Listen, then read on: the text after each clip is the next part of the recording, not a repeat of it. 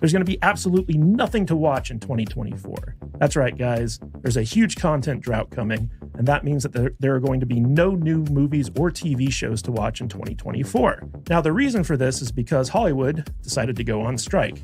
First, you had the writers who decided that they weren't getting paid enough, and so they went on strike. And then after the writers did it, the actors decided to do it. And then the writers got their stuff sorted out, but the actors still kept striking. And then the actors got their stuff sorted out. They still haven't ratified the agreement, so they're still technically on strike. But what this means is that basically production for all the new stuff for next year got shut down. And now we, the fans, are going to suffer for it.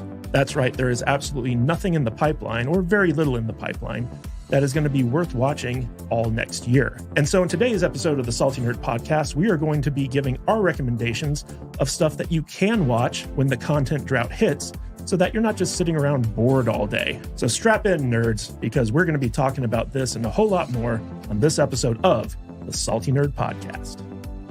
Nerd! Hey, everybody, how's it going? It is I, producer extraordinaire, Mr. Kadish, get it right, once and for all, coming at you today without Alex. Alex, unfortunately, could not be with us today, which is one of the reasons why we're doing this live stream about an hour early. Got a lot of stuff going on, and unfortunately, our fearless leader is not here to shepherd us through the dark times. But fear not, we have our co-host, Matt Vader74. How you doing, buddy? Good. And of course, the lovely and talented Mrs. Kadish. Mrs. Kadish is in the house. Yes, Juju is here once more. Hello. Very rare sighting. I know. Kadish said I look like a Slytherin witch this morning in my outfit, and I was like, "Oh my god, stop flirting with me." Yeah, Vader looks like a lumberjack. Yeah, stop it. Looks like a wish. I'm just a dude. I'm just the guy with a flannel shirt on. He's just a dude standing in front of a podcast and I'm asking it for super chats. I'm shilling my Criticless hat. And I'm shilling Logan Paul's Prime. Who else do we have with us today? We have the one and only Blaine Andrews from Criticless. Yay! How you doing, Blaine?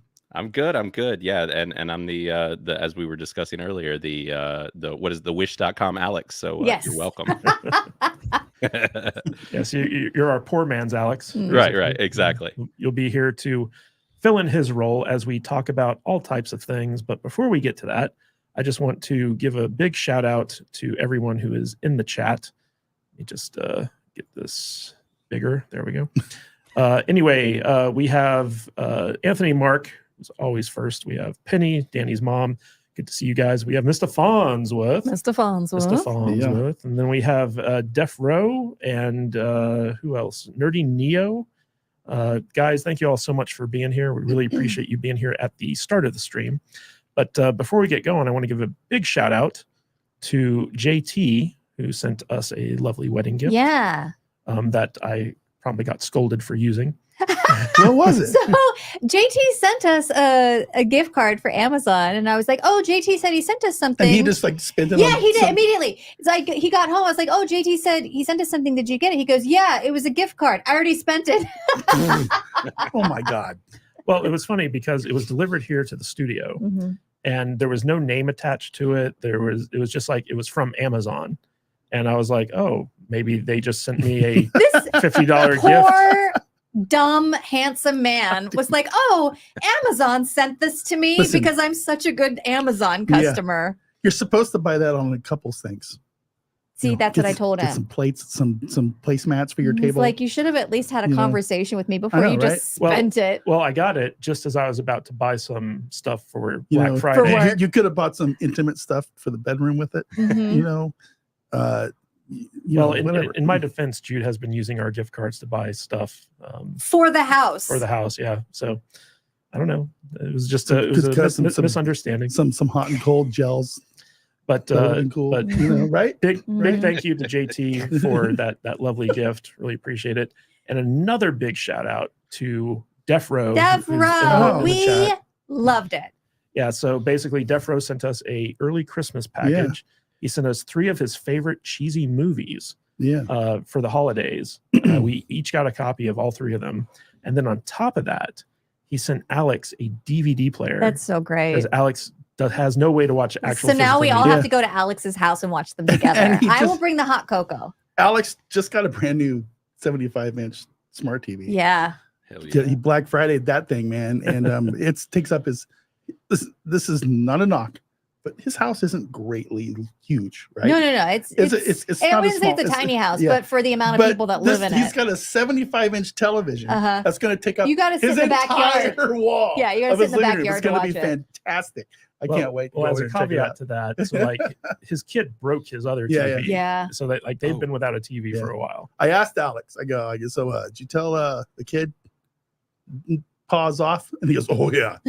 and he's like, I even like give it a little extra, dad salt. To make sure that he got the message. So yeah, it was pretty funny. My kid did the same thing. He threw a remote control into the ceiling fan because he wanted to see where it would go afterwards. And where it went was through the TV. So That's terrible. Yeah. Jesus. Yeah, but big shout out to Def Row for that fantastic gift. It was a total surprise, and we all really appreciate it. I love getting mail. We don't get a lot of mail, but it's fun. It's super fun as long as it's not weird. I mean. There could be some weird mail that would be fun. Sure. But, Yeah. But we also want to give a big shout out to all of our top donators. So Mr. William Forbus, still at the top spot here on Tuesdays. And our top gifters are, of course, WG and Jillian N. So just a reminder that if you guys want to gift some Salty Nerd podcast memberships to the people in the chat, that's always greatly appreciated. And we do members content every week. So every Monday, we do our best to get a new members content video out to you all and appreciate it. And if you guys also get one of those gifted memberships, please consider becoming a normal subscriber so that, you keep getting all the content that we make for you guys. So all that good stuff, ready to go.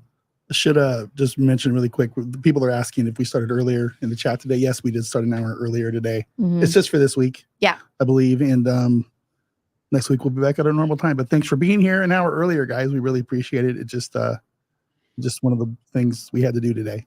So yeah, and we might actually be next year for this live stream. We might actually be going earlier. Yeah, things are going to change in 2024. We're still figuring out the deets. Yeah, so we might be going around like 11 a.m. Pacific time instead of like 2 p.m. It's kind of up in the air. We haven't really decided yet. But if you guys have any thoughts on what time works best for you to watch the show, please let us know in the chat and in the comments. Discord. Yeah. Or keep it to yourself because we're going to do whatever works best for us. And if you guys haven't joined our Discord, go to saltynerdiscord.com. It's part of our really active community over there. We love seeing people in the chat and get to know the people who watch our show and all that good stuff. But before we get into today's topic, I just want to ask the chat, and if you're watching the replay, you can leave your response in the comments instead. If you had to only watch one movie for an entire year, right? Like you could watch other TV shows, but like you were only limited to one movie and you couldn't watch any other movie, what would it be? Let us know in the chat and let us know in the comments if you're watching this on the replay, because we want to know. What would yours be? Mine? That's a good question. Would it be Clue? I don't know if Clue could sustain me for a year. I don't know. It's the 90s Godzilla, be honest. We all know. Oh, stop. It's definitely not Pacific Rim. I'll tell you that. Yeah. That's my choice. Yeah. That's a good one. That's a good one. That's my choice. I think I changed my mind. I thought I knew, and then you caused me to change this Pacific Rim, obviously. You know what? I think I would go with the original Star Wars A New Hope. Yeah. Okay. Because I never get tired of watching that movie. That's something I grew up watching, and it's something that always entertains me. I've seen it a million times. Davino Adam in the chat's being smart ass. John Wick 4. No. Shut up, man. Well, hey, if he likes John Wick 4, I guess he wants to watch that for an entire year. We'll watch him fall down the steps a lot. Oh yeah, Anthony. As soon as Alex set up a Jude Slayer corner, I had to join Discord. Absolutely, I love talking to you about Buffy, and in fact, that would be my movie. Is the original Buffy the Vampire Slayer movie? Yeah, the one with Christy Swanson. Yeah, I've never seen it. Never gotten sick of watching that movie. I could watch it every day. Yeah. Blaine, we actually did a review of that where Jude geeked out the entire time. Sweet. That's awesome. It's available on our channel. You'd be surprised at how many movie reviews we have on our channel. You'd be surprised at how much information is stored up in this little body about Buffy the Vampire Slayer. We used to do 3 movies a week Yeah. Oh my for the god! first 2 years. We Yeah. did 3 movies. Then we got burnt out. It's like that's a lot. Right, So, we did one a week for 3 years, but well, the third year was very lax, but still, that was a Yeah. lot. Like I can't imagine doing 3 a week. it was not easy No, because I had full-time jobs. right. Like, oh my god, when am I going to watch this movie? All right. So Wendy Hunter says that her movie would be While You Were Sleeping. Oh, I love that movie. Anthony Mark says Coyote Ugly. Oh my God. All right. Yeah. That's a choice. Yeah, that is a choice. Speaks Ding volumes. Dong Head says Back to the Future. That is a good choice. That's my dad's favorite movie. Yeah, like it doesn't get old. You can watch it a million times. It's Mhm. still good. We have Matt Vader said Dune 2. What? I didn't say that. Well, somebody. Oh my with God, access somebody to the stole your Salty Nerd name? account What? has access. Maybe that was Alex. Who knows? What are you talking about? Mm. Where is this at? We got Davino Dam, John Wick 4, and It's Divino Adam. Davino Adam. Okay, sorry, I'm the slayer of names. Yeah, you are. We also have Yolanda Gaines, Last Kingdom. That's interesting. And of course, Def Row says Day of the Dead, 1985. Not that Zack Snyder bullshit. I love the Zack Snyder one. Yeah, same, You hush. same. Don't we have? Isn't that the Rebel Moon coming out soon? Yeah. Yeah, Like when is it out? I think it's December some point. Yeah. The first one's December. December 1? No. It'll slide in at the end of 2023. See, like Yolanda Gaines she's AP in this. She the Indiana Jones trilogy. You only get one. No. That's You only against get to the pick rules. one of the Yeah. trilogy. Hot Fuzz. Gavin Blackburn says Star Trek II: The Wrath of Khan. Hmm. Yeah. Who said that? Gavin Blackburn, Oh, super sticker extraordinaire. Okay, because Yolanda's popping in with other choices too. She just said Tropic Thunder. You get one. Danny pulled up with Wrath of Khan as well. So Mm. Big Trouble in Little China. Good one. yeah. Yes, indeed. All right, so guys, let's start talking about today's topic, which is, of course, the impending content drought of 2024. Now, as we said in the intro, basically because of the actors and writers strikes, we have a situation here that is unprecedented in Hollywood history, which basically, like for the last half of this year, no productions were moving forward in Hollywood.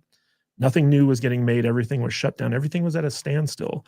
And this has major repercussions. It's one of those butterfly effect things, where butterfly flaps its wings in Africa and creates a tsunami in Japan or something like that. And it's one of those things where, like, if you look at the content release schedule for next year, it's very, very light. There were some movies that were supposed to come out this year that got pushed back to next year, and then they got pushed back again. Yeah. Dune. Well, Dune's coming out. Yeah, But it's gotten pushed back like twice. Yeah, but it's coming out in March, I believe. Yeah. Which will be here before we know it. Yeah. So there is some stuff that's coming out next year, but the sheer level of it's very few and far in between. It's very sparse. Mhm. And this also goes for TV shows as well. So a lot of like the original series and stuff like that we've gotten used to, like, seeing just regularly come out. Yeah. It's gotten pushed back, but also in an effort to save money, a lot of studios are pulling back on content. So for instance, Disney said that we're not going to be making as many Marvel TV shows next year. No. Yeah. It's kind of a good thing. What? We're I'm so disappointed. not about going to be making as many Star Wars TV shows. Oh no. Mm. They can just not make it and not screw things up. I feel like That would this be is much just an better. excuse to course correct. It feels like to me. I mean, Oh really. yeah. I mean, I would hope so. I'm pretty sure the studios during this whole thing, they stretched it out as long as they could because Yeah. they wanted to get rid of some stuff, Yeah. some extra baggage, Right. So I get it. Then it's fine. We're gonna have to get used to crappy made reality television and a lot of seasons of Wipeout.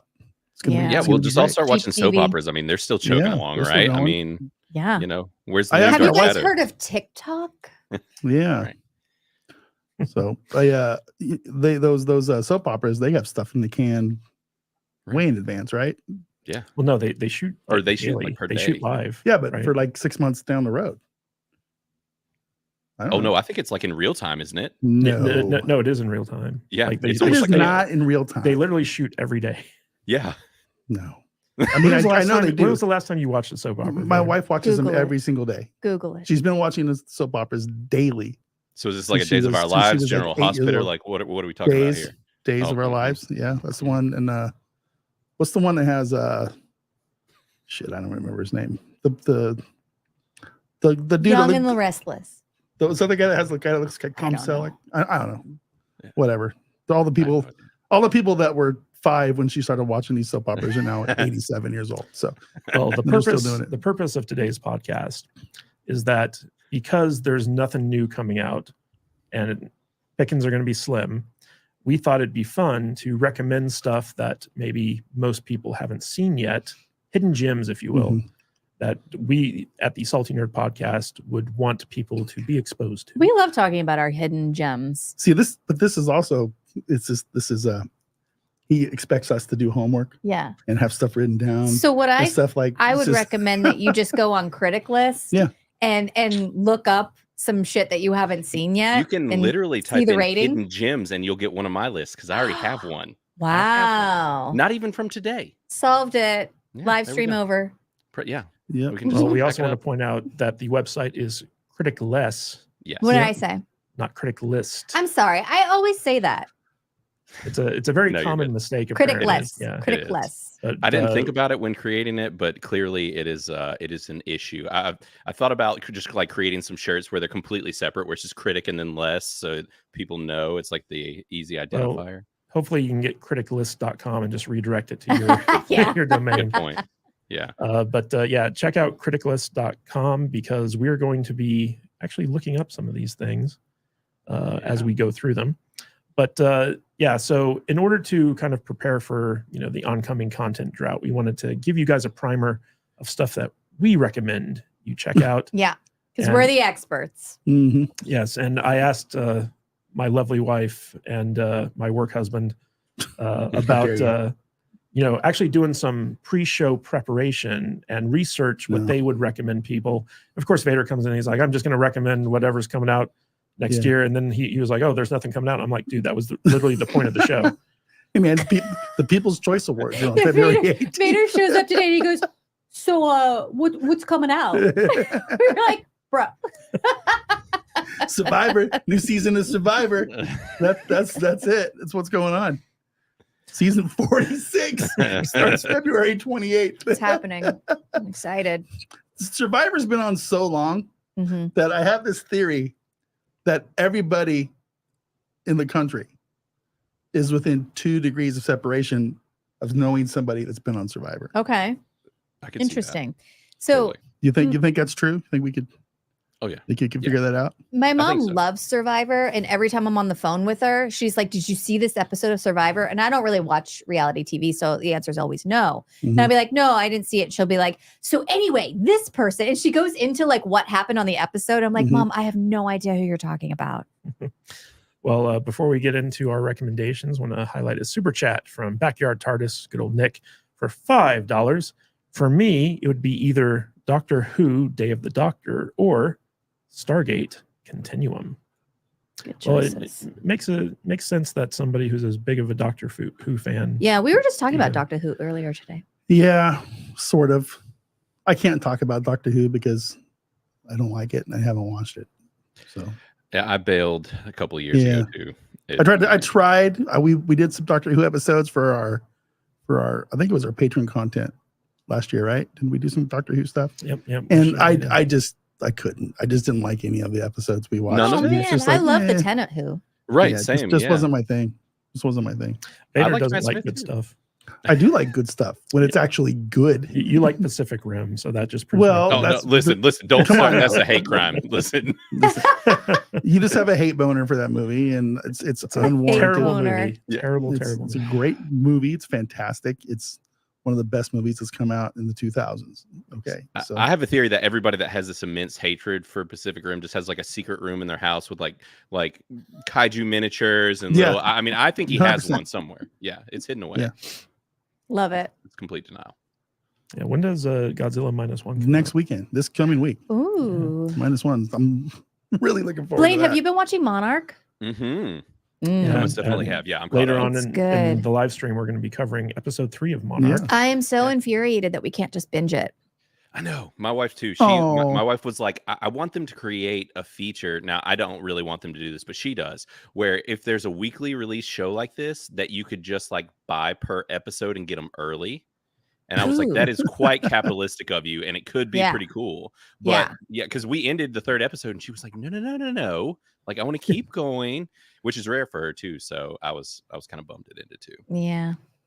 Yeah, and also, so like we are going to be reviewing the Monarch TV show in the Tuesday live Yeah. stream.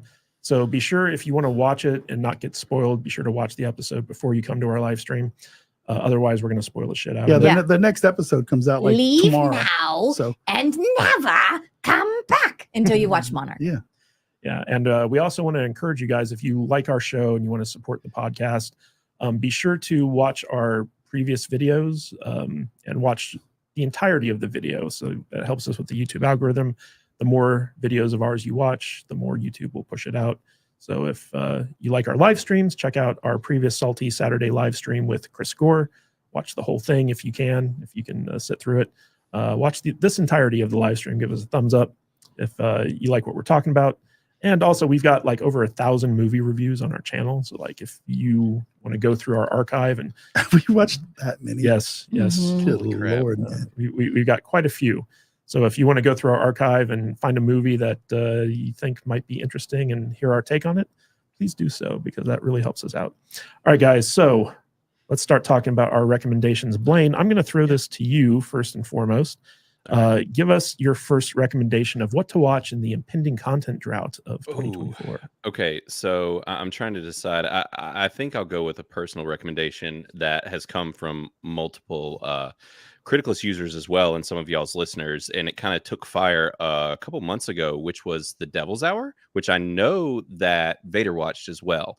It's an Amazon original that came out, what was it, like a year ago, Vader? We watched it. It was Did Peter y'all? Capaldi, right? Yeah. I haven't seen that. Sorry. I don't think I did. See It was Peter Capaldi in a weird time travel mystery type thing. Is that, yeah, is that that's the correct thing? That's not Blaine? ringing a bell at all. Really? Yeah. That's the show. I thought Vader watched it. Man, now I'm No, well, Jude and I watched it. Oh, there you go. Okay. Well, yeah. Then The Devil's Hour on Amazon for sure. I would recommend that one. I think it's phenomenal. We have quite a few reviews in Criticless for it, and we've had just a lot of interaction with it. There was some one of our users, I Miss Good Movies. He actually did a review on it that is phenomenal. If you check it out in the app. Now, granted, that his is kind of one of those you might want to check out after you watch the show, I guess. But we've just it's a very kind of cerebral bit of a thinker of a show, but a mystery, and it's super exciting and just not what I was expecting. The show, or the name of the show, is a little deceptive because a lot of people think that it's like this horror thing, which it has some slight horror elements, but it's almost has the vibes of, there are a lot of actually some Doctor Who creators on the show, and it almost feels like a drawn out like season of a more grounded, like less fantasy Doctor Who, but it's got some really cool concepts as far as life and death. And I don't even want to spoil too much of it, but it is an excellent show. Def Row actually did a episode by episode breakdown a couple weeks ago after it kind of took off on Criticless. Oh, nice. Yeah. And it definitely rode that balance beam of, is this creepy or what is this? Right. Yeah. Because it starts out that way, and everything that's happening, you're just like, what even am I watching? Like, I don't know what this show is. But as The Devil's Hour kind of continues, it really, you're just having more and more questions and getting more answers. And Peter Capaldi is excellent and just kind of sprinkled in there throughout the show as this kind of a villain-esque type person, but what happens with him I thought was great too. I adored the show, and season 2 is coming. Well, it was supposed to come out next year, but with the drought, who knows, it very well might not. But yeah, I think great it's recommendation. I forgot about that.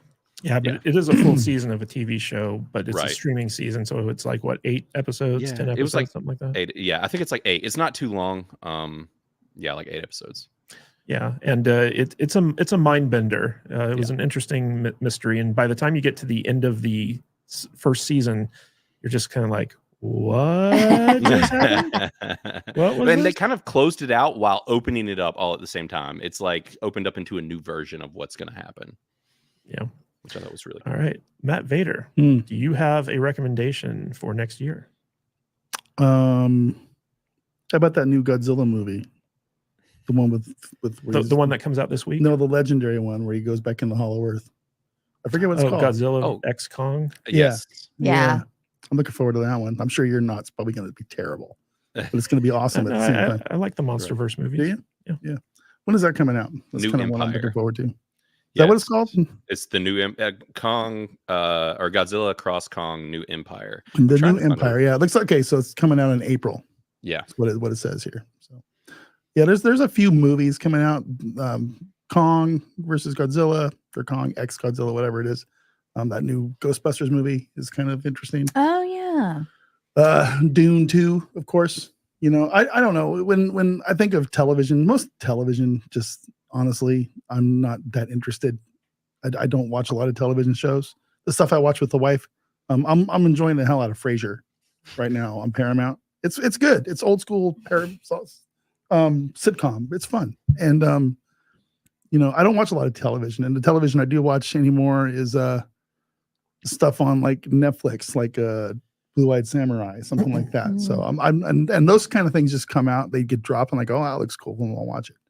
So well, the purpose of this is to tell people what to watch when there are no new movies coming out. So like, oh well, I guess I missed my homework assignment. We have a whole back catalog of episodes that you can watch of us. Kingdom of the Planet of the Apes. Yeah. Dog. It's gonna be a good one. All right, Jude, my lovely bride. Yes. Moving on. Do you have any suggestions? I have a lot, All right, actually. well, just give me your first one. So I've been keeping a list on my phone of like I watch a lot of TikTok, and I get a lot of recommendations of shows or movies, and I'm like, oh, that looks interesting. I'll put it on my list, and I'll check it out when I have a time to watch stuff by myself, which isn't a lot, but I've been slowly checking off my list. But one of the shows that Kadish and I have been actually watching together, and it's so good, and every time it's over, we're like, oh, damn it, I want the next episode, is Murder at the End of the World on Hulu.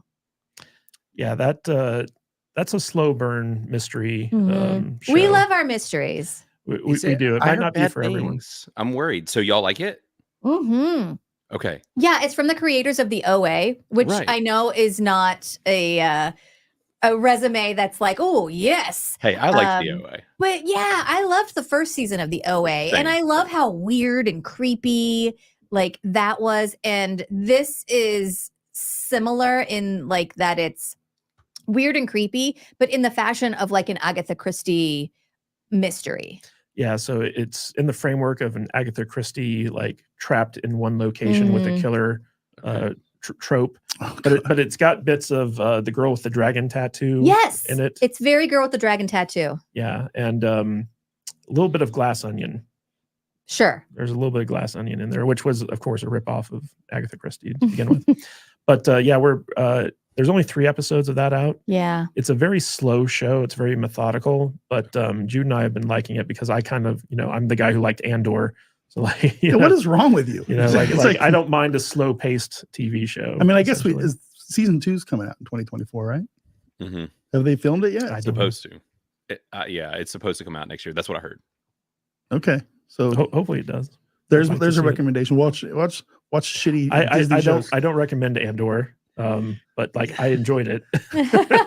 See, my criteria for what I'm recommending is that it's something that most people probably haven't watched, and it's something that has enough to it where it can cover a long dry spell. Yeah. Throughout. Yeah, but then you want to watch it in 8 hours on a Sunday evening. There's nothing wrong with that. Yeah. Well, then that sounds like a good ass Sunday. Jesus. You said you want to make it last over a long drought of time. They need to do these things weekly. Well, I have multiple recommendations. None of it's new stuff because there's no new stuff coming out. All this stuff is going to be bingeable by the time 2024 rolls around. So, well, another good show on Hulu that I feel like Murder at the End of the World has replaced this show for us is Only Murders in the Building that we absolutely loved. And it's another murder mystery, but I think there's three seasons of it. And it's so good. And it's like a feel good murder mystery show. Well, it's so delightful. It's created and basically written by Steve Martin. Yeah. Wait, so, okay. maybe I'm getting my homework assignment mixed up. So you wanted things that we could watch during the drought that has already come out. Is now the time for you to grasp that? Jesus Christ. This was all explained in the email. Ted Lasso. Yeah. You should watch Ted Lasso. Yeah. Well, you Except for the last absolutely season. should watch Ted Lasso if you haven't seen Ted Lasso yet. There are 3 seasons It's, of and Ted it's Lasso. all done. It's out. Yeah. It's all complete story, beginning, Oh, middle, and and end. it ended Now, so nice. It was a great show. That final season was rough for me though. Like they injected so much junk. They did. It was into pretty that woke. season. There's some wokeness there, but it's been there the whole time. But they wrapped Right. everything up, which I They did. love in a finale. But that was the kind of show you just you know where it's coming from, and it wasn't completely in your face, and it Right. was a sweet story. Mostly. It was. Wasn't like banging your head with a freaking mallet, Mhm. woke, Right. like Star Trek Discovery or something. For sure. No, I was Ted Lasso like 2 years ago for Halloween. Yeah. I'm gonna My admit. first recommendation for the content drought is the TV show Fargo from FX. Oh Yeah. yeah. Now, Which this I is should season? put that on my list. this is available on Hulu, and there are 5 seasons of I was it going out. to say there's a bunch of seasons, the, right? the 5th season just got released, and basically it's a crime anthology show that's based on the movie Fargo. So like all these stories take place in and around the city of Fargo, North Dakota, and each season kind of like has its own kind of crime story to it. And they actually have like big name actors, like Ewan McGregor's the main character in one season. Mhm. David Thewlis is in there with him. And there are certain characters from different seasons that kind of like make appearances in the different seasons, but they're all like really unique and interesting and offbeat. Like it feels like a Coen Brothers yeah. type show, but the Coens had nothing to do with it. This season's supposed to be really good too. I believe it's got John Hamm in it, but because it's got like 5 seasons and each season is kind of like its own standalone story, it can really help kind of like sustain you if you like that type of kind of quirky like crime drama type thing. What streaming service is it on? It's on Hulu. Hulu. Yeah. Okay. I love Hulu. So Hulu's coming up in the world. So basically, FX is part of Hulu. It's where they put all their content, and this is where a lot of the FX shows go. And so, like, there's a lot of really good FX shows on there. So my first recommendation is, of course, Fargo. Mhm. Blaine, Yeah. what's your next recommendation? Yeah. I mean, if we're doing more shows, I have a fun one that I feel like nobody saw. Well, I feel like I'm just going full blown like Amazon shows here because early Amazon shows were really good. And Amazon can be hit or miss. They're all over the place. But there was a show called Red Oaks. Did you guys see this on Amazon? It was a No. comedy show. It was called Red Oaks, and it's kind of like a half-hour comedy, but it's very much almost like a modern made Breakfast Club or Ferris Bueller, you name the 80s movie, and it is channeling all of that. And it's basically about a young man who works at a country club called Red Oaks, and it's full-blown 80s music, just the hairstyles, the Ooh, vibes, I'm putting this on my list. it's great. I had a blast with it. I'm trying to find exactly how many seasons. It was either 2 or 3 seasons, but it was before the Amazon shows really took off and people were watching them. And it was 3 seasons. And so, I mean, I loved all 3 seasons. I thought the show was really fun. It was before a lot of stuff was getting injected into TV shows and getting political. And it was just a fun 80s ride. And I loved it. So I would definitely say to check out Red Oaks. And right around that same time, sorry, I'm going to double up. I won't talk about it too much because it was only 1 season, but to pair with that as another Amazon show, and all of these shows are actually on my Hidden Gems TV list on Criticless, but is a show that was called Mad Dogs that came out. Did you guys see I that loved one? Mad Dogs. Oh, listen. I was very frustrated by Mad Dogs. Really? So like it's got a great cast to it, Right. but like the premise is cool, but then like it went out in some weird directions. It did. It got super bonkers, but Well, I it's loved absurd. it. I was along for the Same. ride. Same. I was They bummed could it not went- have done another season of that. they couldn't have. I mean, the show is just like if someone were you're almost like the show is witnessing someone on drugs and it's just escalating Yes. the whole Yes. time to chaos. And I think it was actually based off of a British or some other type of show that it was, I guess it was like a remake when they did it. But actually, fun fact about that show with Mad Dogs was that Amazon did a pilot tester. I remember getting it when Prime Video was just coming out and Amazon Prime Video did not exist. And they did a tester and they said, here are like 5 shows. You can watch the first episode and everyone gets to vote on which shows Yeah. we pick up. Oh, And cool. so That was actually called Amazon Pilot Season, and see? this was Right. they would actually like do pilots Right. for all these different shows that they were thinking about producing. The JCVD show was one of those. Yeah. So Jean-Claude Van Johnson was one of those things, and they would have the viewers actually vote on which ones they liked the best, and then based off of that feedback, they would then greenlight a show. Or Sneaky Pete was one of those. Yes, I love Sneaky Pete. Yeah, Sneaky Pete was great. Sneaky Pete was really good. The Patriot was another one. Or Patriot, just regular Patriot. But unfortunately, the season they produced of that wasn't very good. So Of Patriot? Yeah, Patriot. Yeah. I gave it like 5 episodes and I was like, I think I'm done. Yeah, like I really liked the pilot, but then like when it went to series, like the rest of the season just wasn't very good. Yeah. I think Red Oaks was one of those as well early on. Might have been. I'm glad I understand the homework assignment now. Do you have another recommendation? I do. It's actually a really easy homework assignment. Yeah, I was looking for stuff His mind has been blown. I was looking for stuff that they had made or wanted to make that we weren't going to get to watch. Oh. But not until like 2025 or 2026 or something. Okay. What do you got for us stuff now? that was in the pipe. So I mean, these things are no surprise to anybody. But there are shows out there that I've started that I never finished. Okay. And like this one is a perfect example. I've watched the first season and I loved it. And for some reason, I stopped. And I think it was because I was watching 3 movies a week to do our show. But there's like Breaking Bad. Oh right? my God, you never finished Breaking Bad? I've watched the first season. What? And then that was it. I'm done. And it's like, so 2024 might be a good time for me to fire up Breaking Bad and get those all done. Well, Breaking Bad's a good one because not only is it a full story, so like if you watch the first episode, the last episode, it tells like one good story, but there's also a movie sequel to it called El Camino. Yeah. And then there's a prequel series called Better Call Saul. So and that went like 4 or 5 seasons, something like that.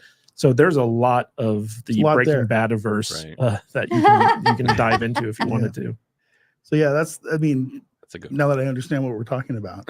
That's the perfect for you, man. Yeah, because and that's I don't know why I didn't keep going because I thought it was great. It was a great show. Yeah, it's really good. You should watch it. Yeah, and the first season is only like 4 or 5 episodes. Maybe I watched the first 2 seasons. The last episode I saw, he was in like a parking lot of like a Lowe's or something, and some fucking crackheads came along. He told him to get the fuck out of his city or out of his territory. Not territory. That was actually like season 3. Okay, maybe the first. Yeah, that's the last one I watched. So I need to pick up from that episode and go. So that was actually my favorite scene out of the entire series. Yeah, it's like did you get to the fugue state? I don't think so. All right, I'm excited. I can't wait. I think he had just like gotten the whole grips that he's going to be a drug dealing crime lord or something like that. Well, he was trying to go straight, and then he was in a Home Depot, and he saw these 2 kind of sketchy guys, and he realized that they were buying all the stuff they needed to cook meth. And he confronted them in the parking lot, and he went like full like Heisenberg. Yeah. And he was like, "Stay out of my territory." So that was the last episode I saw, whatever that one was. Yeah. Man, so, you got to finish that show. Yeah, I will. Somebody needs to tell me what episode that was so I can pick it up from there. I believe it was towards the end of season 3. But Jude, you have another recommendation. Oh yeah, Miracle Workers on Max. Oh yes. It's so good. It's so delightful. And the first season is Daniel Radcliffe is like a sort of an angel, but he's like an overworked angel. And Steve Buscemi plays God. It's so funny. It is. I've only watched the first season, and that's on my list of shows to finish watching all of the seasons. I think there's like 3 seasons, if I'm not mistaken. Season 2 is even better.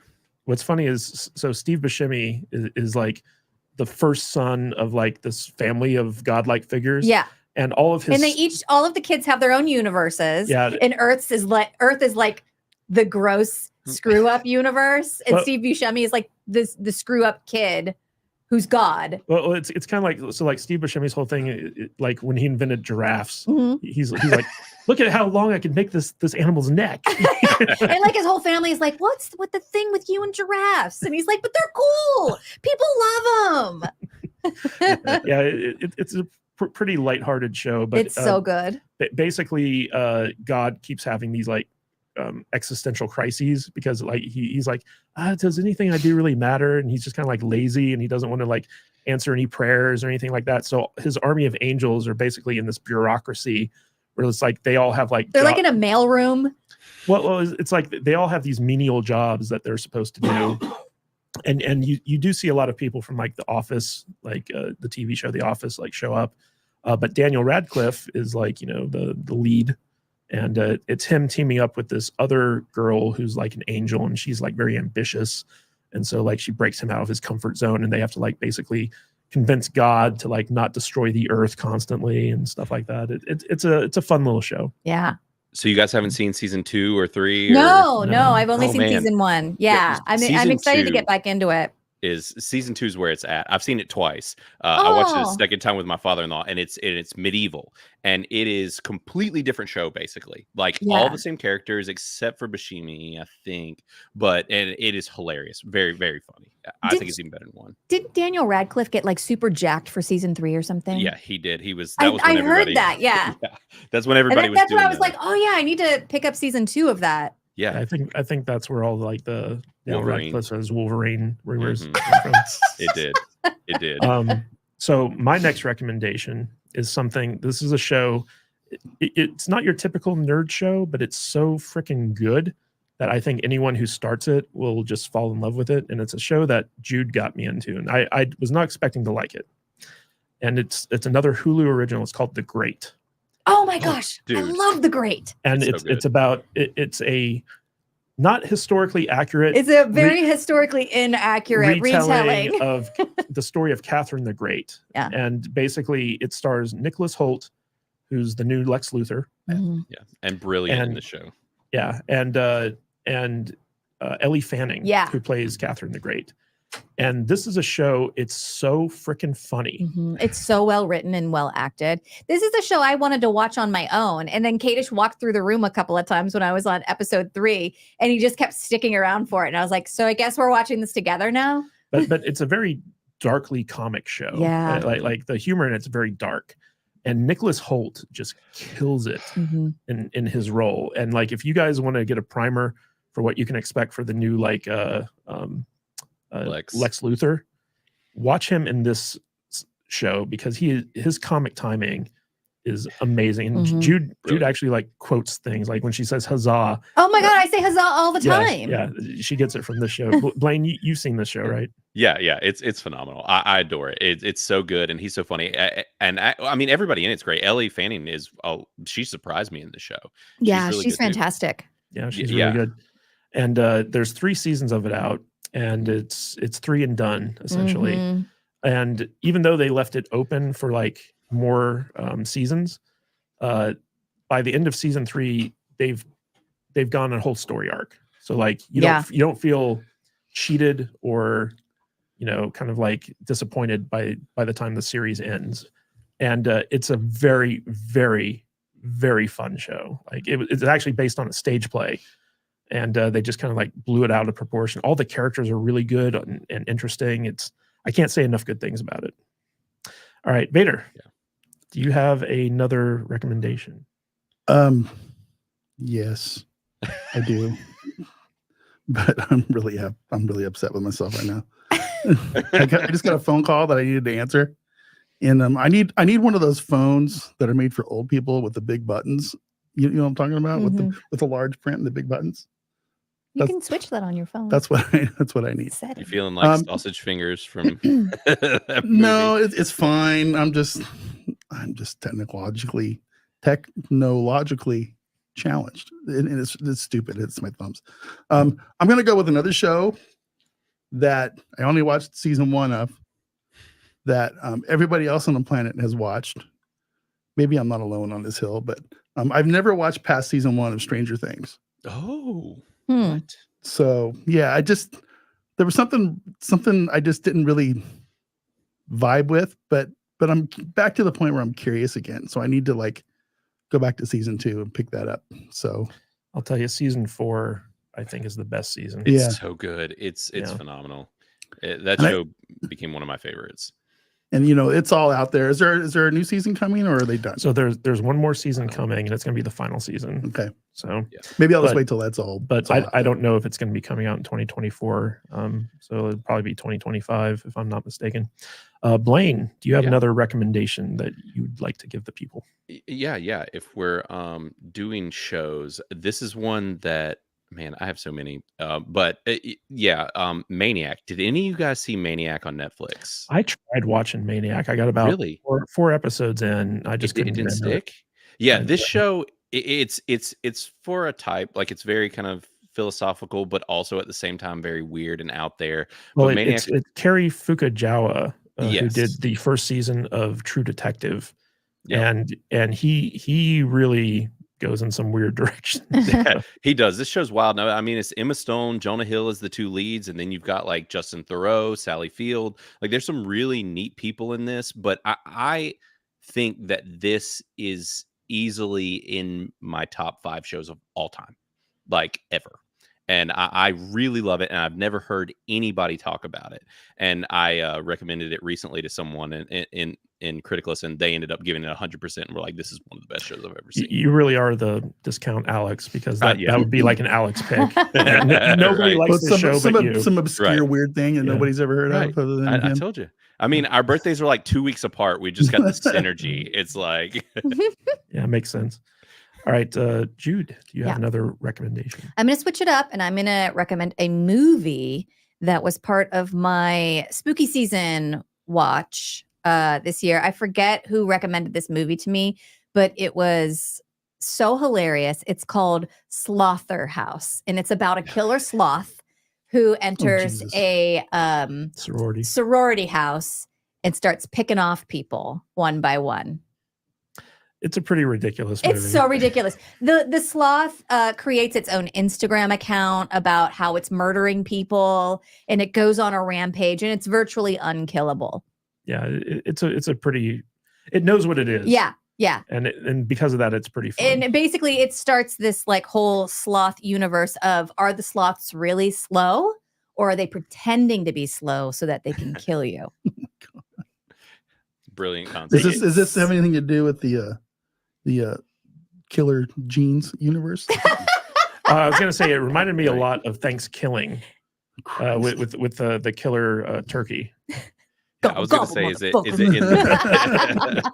it in like the Tusk universe with what Kevin Smith that made that? Yeah. We've got 1,000 video reviews out there of different movies, right? But some of them are of the killer pants.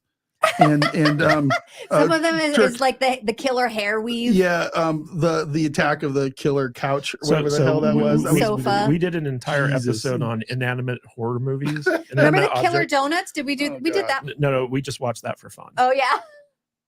But so like our episode on inanimate horror movies, basically we covered Killer Sofa. About, it wasn't even a sofa. It was like an armchair. Yeah, an armchair.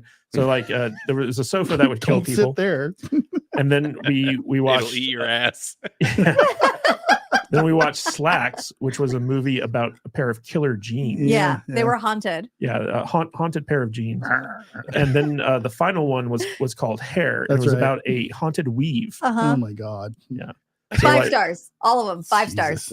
Yeah, we had a lot of fun with yeah. those. Can you feel my pain, Blaine? Yeah, I do. I feel it, man. You poor guy. Yeah, but this is the kind of stuff this lady over here is all about, and I can't. Dude, I hate those weeks. I hate those weeks with every. I don't blame you. Every cell in my body wants to say "fuck you, Jude." You had fun. I dub those F list movies. You've got like A and B list, but this is like F. Easily. Yeah. No hard pass. So Slaughterhouse was definitely something that we would normally review for the show. But it was a hoot. I can't remember who recommended it to me. That would be a week I would go, I gotta go homeless training. I gotta go camping this week. But be sure to check out our inanimate object horror movie episode. It was a lot of fun. All right, so the next one that I'm going to recommend is actually a foreign TV show. Okay. Oh no. But when I watched this, I was so impressed by it because it's literally gripping. Like it takes you through an entire story arc over the course of 2 seasons. And it's a Japanese TV show called Alice in Borderland. It's on Netflix. And this show is freaking amazing. Like, I was so impressed by it. Now, it takes about 2 episodes to get into. So the first 2 episodes, you know, if you stick with it, by the end of the 3rd episode, like, you're hooked. And it was a real surprising show for me because you hear the title of it, Alice in Borderland, and you think, oh, it's like a remake of Alice in Wonderland. And they do take elements of Alice in Wonderland, but it is messed up. Like this thing is like Squid Games. I was just going to say, it's very Squid Game. It's Squid Games taken to like the 100th level. And there's like sci-fi elements to it and fantasy elements. And it's really, really good. And it is not afraid to kill off important characters. And so I was constantly being surprised by like, oh man, they killed that person off. Whoa. You know, so if you're looking for like a really good, solid, like, it's basically like a 20-hour movie essentially. But like every episode just goes right into the next one. And by the time you get to the end of the 2nd season, it's told in the complete story. It's answered like 99% of the questions that the series has brought up. And I just can't recommend it enough. So it's a very good show. All right, Blaine, do you have another one you'd like to share with us? Yeah. I can definitely do that. This is one that nobody saw either. Now, it is 1 season, but is the new Brave New World TV show. Nobody watched it. That was actually on my list of recommendations. Was it? Because I beat you there. When I first got Peacock, that was the first thing I watched. Same. It was literally why I got Peacock. Yeah, it was phenomenal. It was fantastic. You want to tell people about it? Yeah, sure. Yeah, I mean, it's based off the novel Brave New World, and it is actually starring Alden Ehrenreich, who was Solo, and he is excellent in this movie. And it's basically follows his character as he's getting introduced into the Brave New World. If you're not familiar with the novel, basically the long and short of it is that society is controlled, and everybody's controlled by drugs. We're separated into classes, and you know, you're in, isn't it color based as far as what your class is, like red, blue, yellow? Isn't that how it works? I don't remember because it's been a while since I watched it, but essentially it's a utopian dystopia, right? Where basically society is a peaceful and wonderful place, but it's all because the masses are constantly under the influence of this drug. And Alden Ehrenreich's character, basically he comes from like the outside of the utopian society, and he becomes like a kind of like folk hero, like, you know, flavor of the month type person. And he gets exposed to like all the excesses of this utopian world. Is the sex and drugs and and it's a very, very well done show. I felt like it was better than the book, and they've tried to adapt it a couple times into like miniseries and stuff, and this one was definitely the best adaptation of this book. But they go in different directions from like the source material, which I think actually works out pretty well. And it's also like it ends in a pretty messed up way.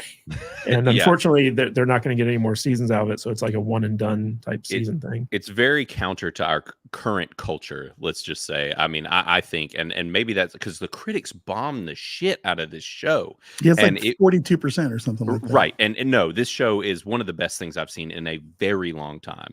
And it's much better than it has any right to be. I mean, it was one of the release shows for Peacock. And I just feel like it's one of these things where Alden is cursed.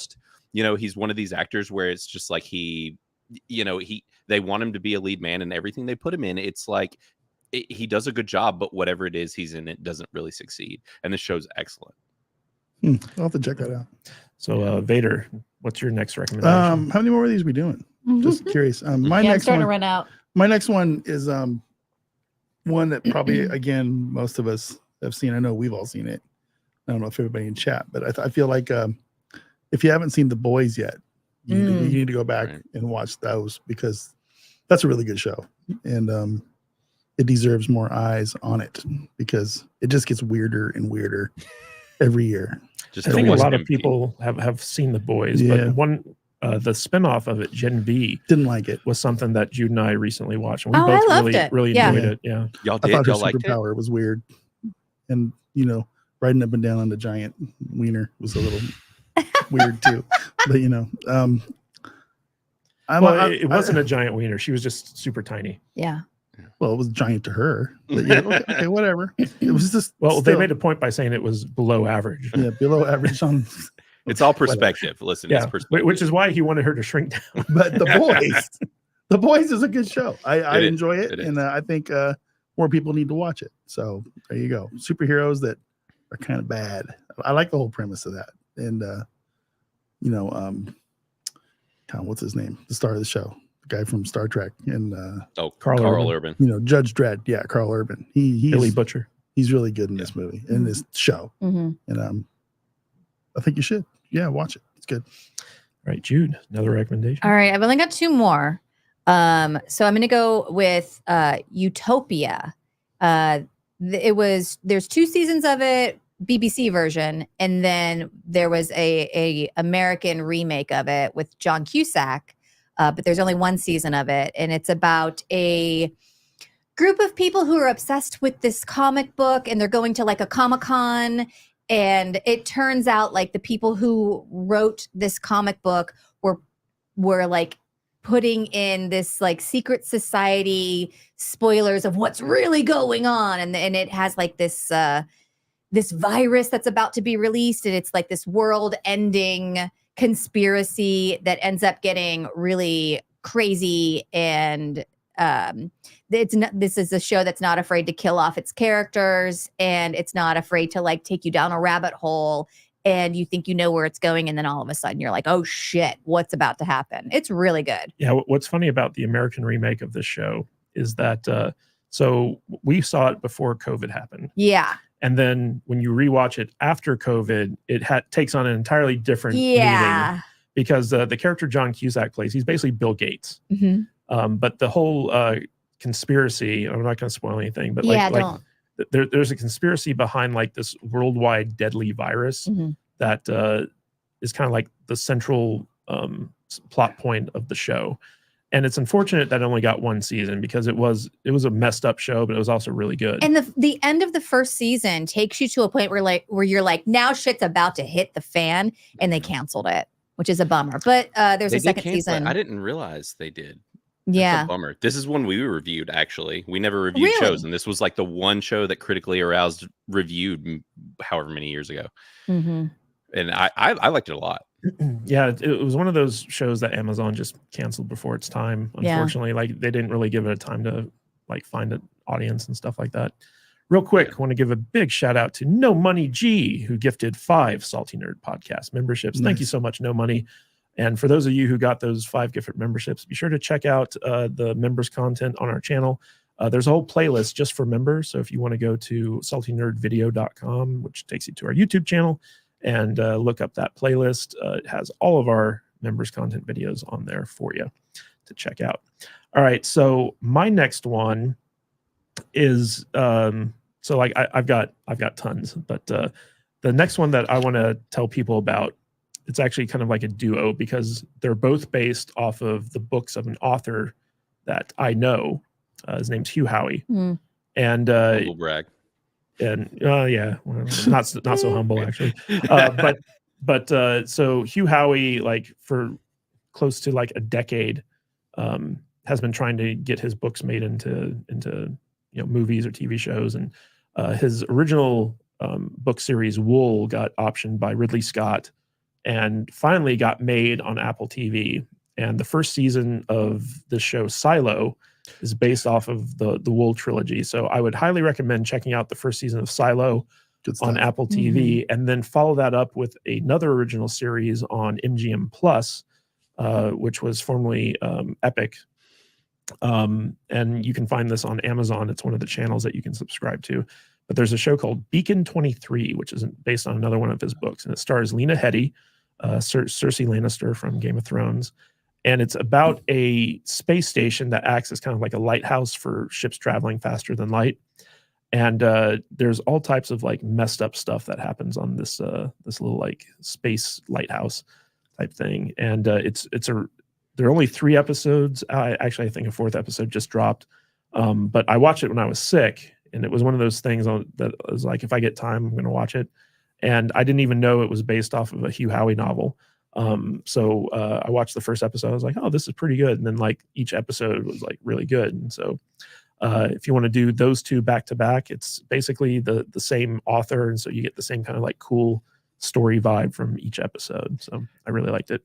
That's what I was thinking that Vader had seen was Silo. Isn't that the I one have you seen Vader? Silo. That Excellent. was the one. That Awesome. was what I can't was wait for thinking. season 2. It's so good. It's phenomenal. That is an excellent show, and I'm really excited, like you said, for season 2. It's like there are things out there for people to watch. Yeah. That aren't even like, you can't even call them old shows like the ones I've been Right. recommending. This is new, and there are a few new things out there on these streaming services that are worth your time and putting your eyes on. And it will be bingeable by the time the Yeah. content drought hits. Yeah, Would you recommend One Piece for people? I actually haven't would. finished the season, but I would so far. Yes, it's I'm about, I think I'm 6 episodes in. It's just one of those ones that I got into that Blue-Eyed Samurai, and that's been my So late good. night show.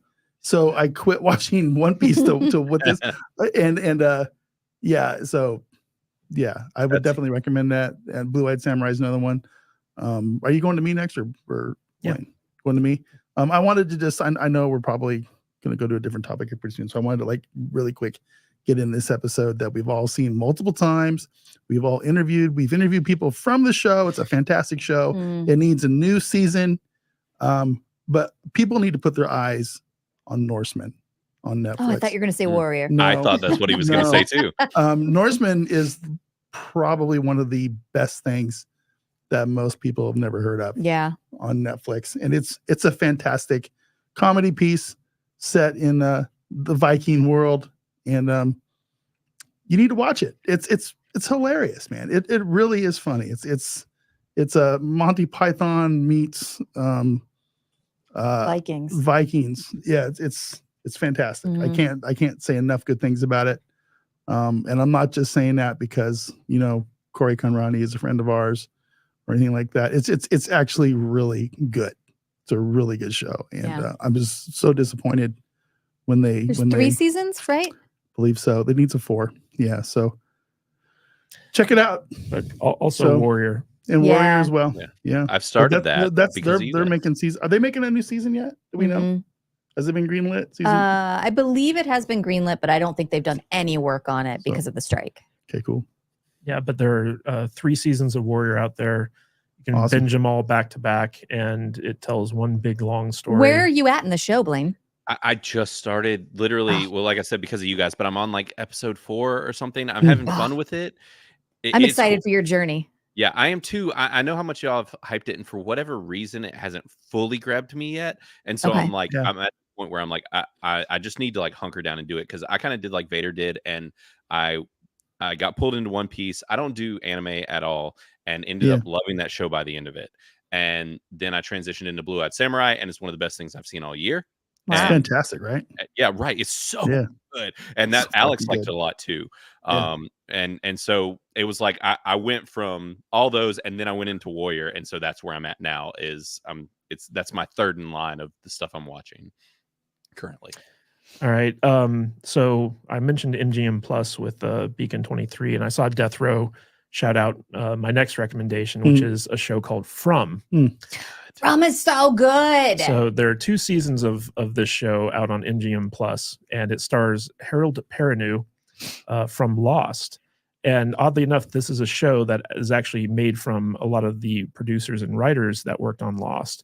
And it's kind of like Lost in the sense that there's some supernatural mystery stuff going on, but the show definitely knows where it's going, though. it has a horror aspect to it. And basically, it's about these people who are trapped in this small town.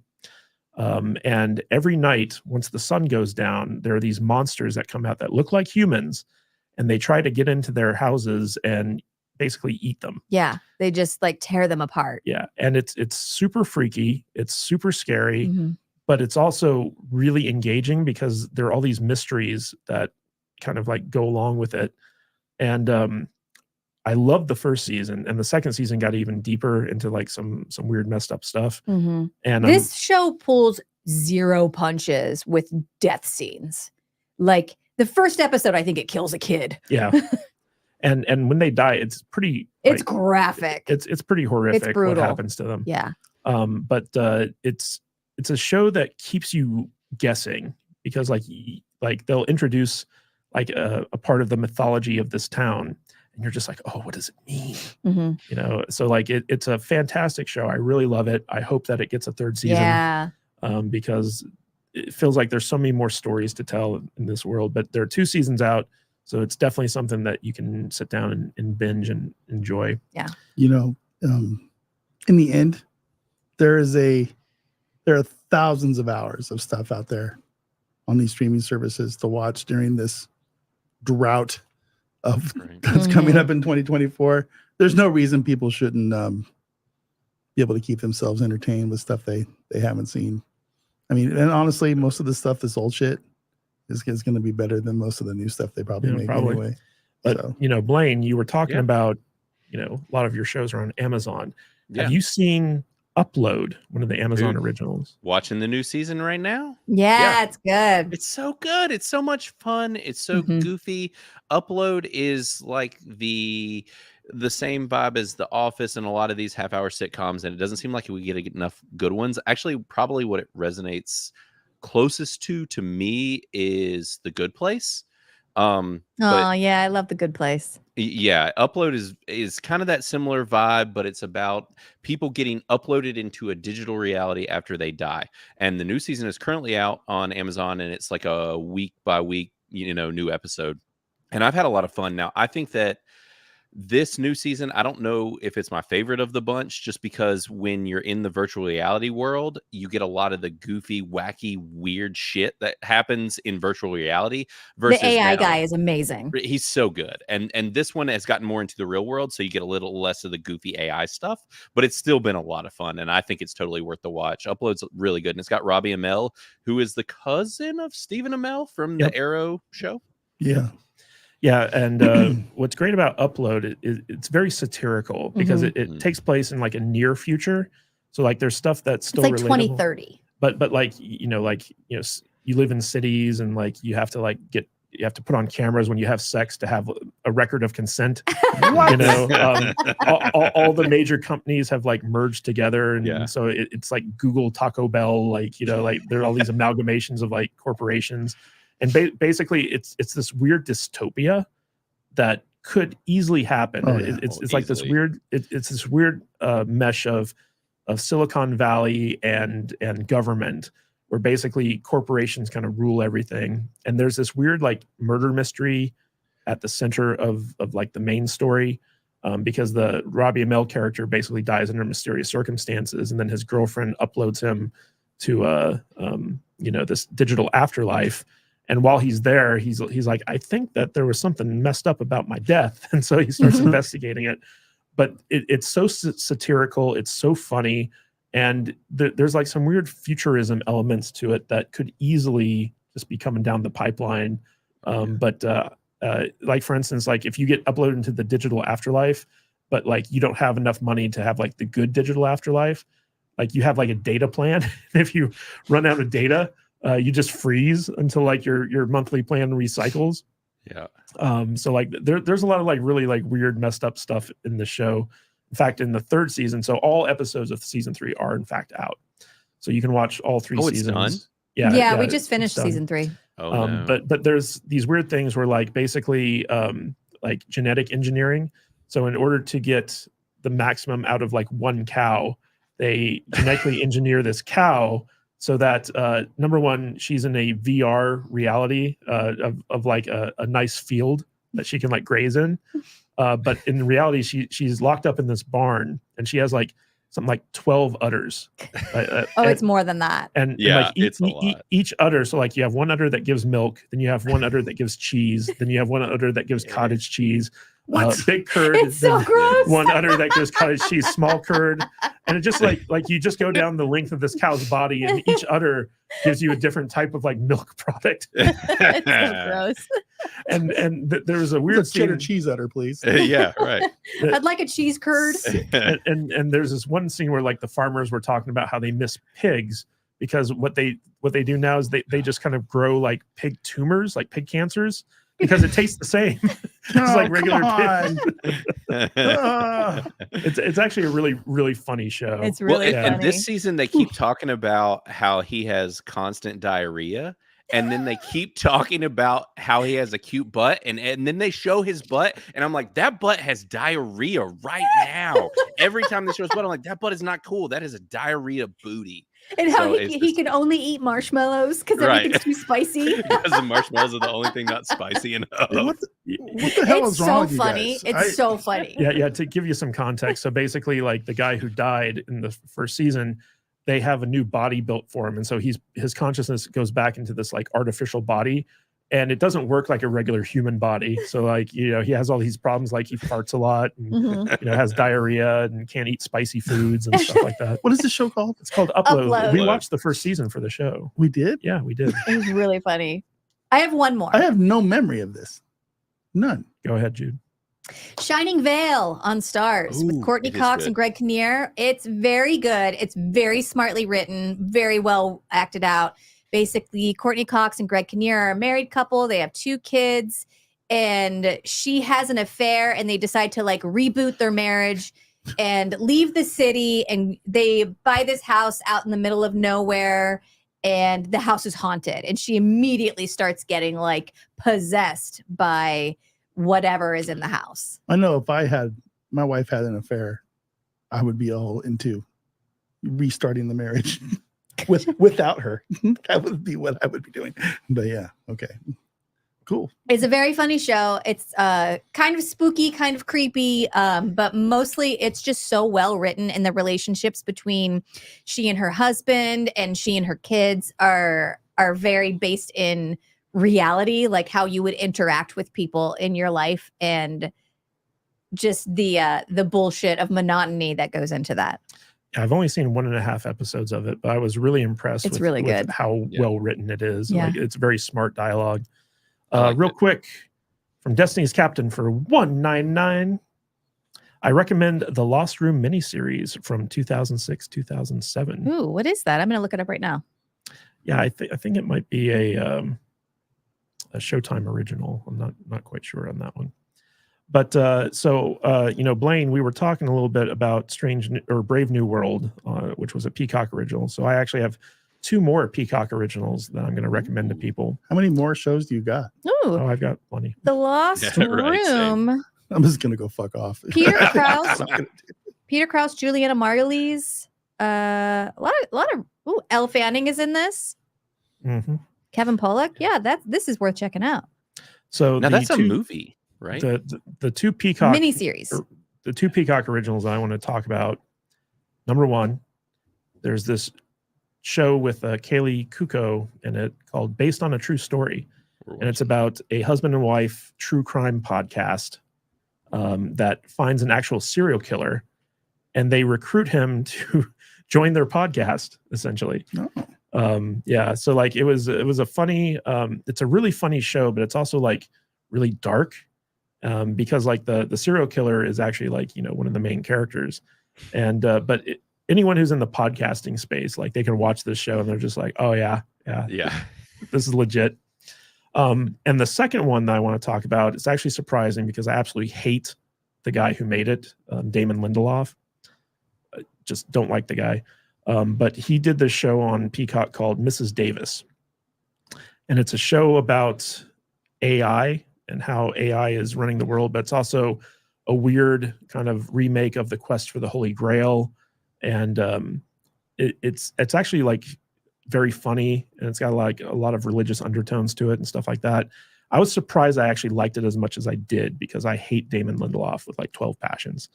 I don't think he's a talented producer or writer, yet he was able to pull off this show, which was actually like pretty good. Blaine, have you seen it before? Yeah, no, I had my eyes on this because it stars one of the leads from Glow, right? Is it Betty Gilpin? Isn't she in this? Yeah. So she's the main character in it, and the guy who's like the male lead is actually like really cool too.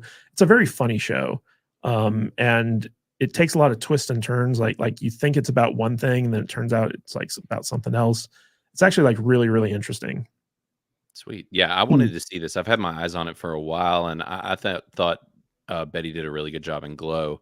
And I mean, I know how you feel about him. It's like, which I think he did it, which he got to start with Lost, right? Yeah. Well, he was one of the J.J. Abrams Inner Circle guys. And then he just kind of went off the freaking rails after that. But he's that turd that made that Watchmen series. No, yes, I'm not watching your recommendations. He also helped write the two J.J. Abrams Star Trek movies. So fuck this guy. I'm not watching this guy. I like the first one. You didn't like the first J.J. Abrams Star Trek? I liked that. They're just wannabe Star Trek movies, action films. Yeah. So we got a members chat from Unlimited Power, member for 5 months. Thank you, sir. Other than your jobs, what are you guys doing for money towards your collecting hobbies, toys, comics, etc.? I don't collect things anymore. Well, you still collect Funkos, don't you? No, I haven't bought a Funko in like 4 years. Oh. They're sitting there. Is that because you don't have any money? A big part of it. Dude, our money's worth half of what it was worth 3-4 years ago. Yeah, it's crazy. I mean, no, I mean, I go to work, I have a job, and I do this. I don't really collect. I'll buy I'll back some kind of comic skate something once in a while for a comic book, but not very often. I don't really collect things anymore. Other than heartache and sorrow, so and pain, pain. Yeah. Blaine, what do you do for money for your collectible hobbies? Bro, nowadays, no. My hobbies, I've got way too many expensive hobbies. So I just stopped all of them when I started Criticless. And, like you said, with the Bidenomics and I don't really collect anything anymore because comic books got way too expensive. And also comics are now trash. So that with the two things paired, I don't collect comics anymore. I used to collect Funkos like Vader, and I don't do that anymore. It's been years. They're Beanie Babies now. It's yeah, I don't want to bother. Yeah, it's crazy. I don't even care. So I don't really. And then I'm one of those people that gets a hobby and then I get good at it and then I bail on it and move to the next one. So I'm the same way. I learned about 15 years ago when I was heavy into collecting. I collected toys, comics, baseball cards, whatever. It's just a bunch of shit that you have laying around the house that you got to box up and get rid of later. And if you don't, when you die, somebody else is just going to box it up and take it to the Goodwill. So, or sell it at a garage sale. So I'm hating to crap on everybody's little stupid toy hobbies, but save your money and buy something good, Yeah, no, that's I moved into after all of that. Then I just moved into guns. Yeah. So, those are great. I think I'm actually saving my money up for a video arcade cabinet. There's a Defender cabinet out there that I got my eye on, and it's got like 15 different video games attached to it.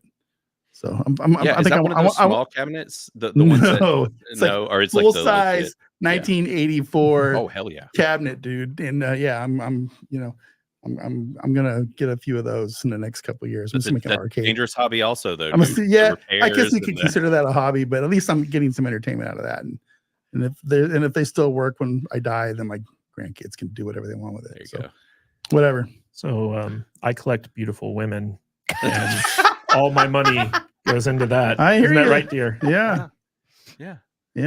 I get you. All my money. So far, he has one. He's doing good. It's gonna be like the collector. Yeah. Yeah, I can't afford a second one. This is the redhead. This is the blonde over here. This is the brunette. I keep telling my wife we're getting dangerously close to selling my body. So this is the freaky purple-haired one. I don't know what to do with her. Well, the great thing is Jude can just change her hair color. So she's done all that. I've been thinking about going blonde again. You should go blonde. Do it.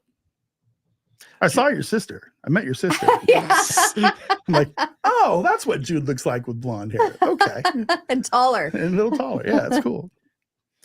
Yeah. Okay. So real quick, I just want to go through a list of my other recommendations, just to get them out of the way. Then we'll start talking about Monarch. So basically, there's another good Netflix show. It lasted for 2 seasons. It's called Altered Carbon. It's based on some novels. Good pick. The 2 seasons are kind of independent of each other, even though they lead into each other as well. Season 2 sucks. I like season 2 much better. Yeah, season 1 was much better, but I didn't think season 2 was all that bad. Then we also have a show that Jude and I watched last Christmas called Deadlock. I love Deadlock. Yeah, We watched that over the summer. no, we watched it at was it the summer? Just agree. No, she's correct. Yeah. And it's It's the only time you've ever said that, you just guys. Listen, it's a New Zealand mystery show that's set in Tasmania, and it's about these two kind of offbeat cops who are chasing down a serial killer, Mhm. and it's really quirky and funny. But it's like this town that it's just like a town full of lesbians. All of the lesbians moved in, and like every business is like very like it's hard to explain, but it's so funny. yeah, And like the men are being targeted because they're not lesbians. yeah. So the serial killer only kills men. Yeah. and so they think that it's a man-hating lesbian Yeah. who's doing the killing. But it's a very funny and witty show, so I Yeah. highly recommend Great it. show. It's an Amazon original, so you can find it on Amazon. Then I also want to give a shout out to another Netflix original called You, Y-O-U. Mhm. There are 4 seasons of this show out, and it's a lot like Dexter. So like if you ever watch Dexter and you enjoyed Dexter, it's like that, except instead of being a serial killer, he's a stalker, essentially. He's also a serial killer, Well, I mean, he gets into that, but like he starts off as just but like, much like Dexter, you're rooting for him. yeah. It's weird because he's the bad guy, Yeah. objectively the bad But he's guy. very charming. Yeah, but you like him, you know. So it's a weird, messed up show, but there are 4 seasons of it out, so like you can binge all 4 seasons and really get like a good experience from each season because each season's really good. Mhm. Then another Apple TV show I would recommend is Severance. If you haven't watched So good. Severance is yet, good. Severance is very good, and it's going to be getting a second season too. So like if you watch the first season, you'll get a payoff to that. Then I would also recommend an older show, but it has like its full run out there. It's called Mr. Robot. I really enjoyed Mr. Robot. I liked the first season, and then I just kind of lost interest. It gets weird, Mhm. but I never felt like it was a bad show. It was a very interesting show. And finally, I want to recommend one more, which is another MGM Plus original, and it's called Get Shorty. Oh, that show is so good. Yeah, it's a remake of the book Get Shorty that the John Travolta movies were based on. Good movies. But it takes a bit of a different liberty with the source material. But it's got Ray Romano in it as like this Hollywood producer, and it ran for 3 seasons. Yeah. And each season was really, really good. And so like I really like, if you like Hollywood politics and all this other stuff, like it was a good satire, it was a good send up, but it was also a really interesting take on the source material that I would highly recommend. And I love the story surrounding like him and his daughter. Yeah. No, the guy who plays the John Travolta character, so he's Irish in this. Mhm. He's in so this show. likable. Yeah. He's like this tough guy. He's like the muscle, Mhm. but he's also like a dude. He's like, I like movies. I want to make movies, you know. And he convinces like a drug dealer, like a drug kingpin, to become like a movie financier and all this other stuff. It's actually like a really, really good show. Blaine, do you have any more that Chris you want O'Dowd. to throw out there? Yeah, I mean, I had a couple, and actually, one of the ones is Dirk Gently. Did you guys ever watch Dirk Oh, Gently? yes. Yeah. So Dude. bummed that didn't get another season. Yeah, I there know are 2 because it got 2, right? Yeah, there are 2 seasons of it. It was Dirk Gently's holistic detective agency Such starring a great Elijah show. Wood, and it's written by Max Landis, oddly enough, and it was really, really good. Mhm. Yeah. That one came up in Criticless today, actually, because Chick Ginger and I, who listens to you guys, and I think she's actually in the chat as well. She is. I saw her earlier. Yeah, she's actually was talking about checking it out once she saw that Elijah Wood was in it, because she was telling us actually she one of the things she recommended, I told her we'd talk about it, was the movie Monsters, which was I think Gareth Edwards' like first film, and she was saying that everybody needs to watch it. It's one of the ones that she reviewed in the app and really talked highly of it. I remember seeing it way back when he released it, and it was just like a very chill, kind of quiet, lower key film, but it was really fun, and it kind of was a prerequisite to everything that he did kind of going forward. You can see his style in it. I do want to point out this chat by Matt Vader. The Cock has some good TV. Yeah. It does. It does. Yeah, you gotta love the Cock. Mhm. Yeah. Love the cock. There's some And I good stuff on shouldn't the have said cock. Yeah. All right. Which, and you keep bringing The up heart wants MGM. what the heart wants, buddy. That's shady mile. God damn it. Blaine, do you have any more recommendations before we move on? Yeah, I would. The other thing I was going to bring up, only one other that I was going to bring up was, I mean, I had more on my list, but is Heels. I don't know if any of you guys have watched Heels, and I think it was actually canceled this past season. It's only got 2 seasons. Is that the wrestling show with man. ML and the guy from Vikings? Stephen Amell. Yep, and the guy from Vikings. And this show, I don't even really care about wrestling. I was not a big wrestling fan when I was a kid. I mean, I kept up with it a little bit, but this show Heels gets into like small town wrestling. It's almost like Friday Night Lights kind of. It's like a family drama, and it is one of the best shows on TV that no one has seen, and I highly recommend Heels. I've never even heard of it. Heels? Yes, Heels. It's on Stars. And it is the season 1 was phenomenal. Season 2 has been really great. It's got it's very funny. It's got a lot of action, and even the wrestling bits are a ton of fun. You do not have to be into wrestling at all. And I think that's why the show did not do well, is because of the fact that people were just like, well, I'm not into professional wrestling, so I'm not going to watch this. And it is one of the best things on TV. I mean, I think on my list. Stars is one of those streaming services that has a lot of stuff on it that's actually really good and nobody watches. Isn't Spartacus on Stars? Spartacus, Outlander. Yeah. I mean, there's some great stuff on there. And actually, I'm thinking about dumping like some Disney stuff, but I want to pick up. Yeah, I'm probably going to dump Disney Plus pretty soon. Right. But I might add Stars just so I can like get caught up on all the naked on Spartacus. Spartacus is another good recommendation. It's so good. Get caught up on the naked? Is that what you just said? There's so much naked. There's like, it's so good. I mean, those Romans, they were filthy. I gotta see some more tits and ass. I mean, you talk about the Roman Empire. I mean, Spartacus makes you think about the Roman Empire. You also get to see Lucy Lawless. Oh my God, Xena with the naked. All day. That's it, I mean, which Vader, I think you would like Heels. You should watch Heels. I do enjoy the wrestling, and the Heels has been on my radar for actually quite a long time, and I'm kind of blaming myself because I never have started it yet. Now it's canceled. Yeah, I know, which it's fine because both seasons are still excellent now. I think it does end on a cliffhanger, but I mean, it's sitting at a pretty, it's like around like an 80% on Criticless too. Like people like it. It's called Heels because that's what the bad guys in wrestling are called. You do a heel turn. I think I killed the chat. Nobody's chatted since I said the cock has good TV. Well, you just need to highlight it because everybody left. It's like, no, we're done. Oh, Vader, you're really good at killing stuff. I know, I'm good at stuff. About as good as following directions. Yeah, I'm just not following your directions, man. It's okay. All right. So speaking of not following directions, let's talk about Monarch episode 3. Oh, I actually watched that show. Yeah, it's good. So Vader, what did you think of the 3rd episode of Monarch? Once again, I'm enjoying the show, but I need more monsters. Yeah, I need more Godzilla. I need more something. And you know, there were 2 big monster. Yeah, there was. We got Godzilla for a minute, and we got the Snow Beast for another. Oh, that Snow Beast was 90 cool. Seconds. Yeah, the snow, so cool. the snow mole. Yeah, that's what I call it, the snow mole. Okay. Snow mole. Yeah, because it's got that thing, on its front. It's just a giant mole. That's all it is. Except it's in ice and snow.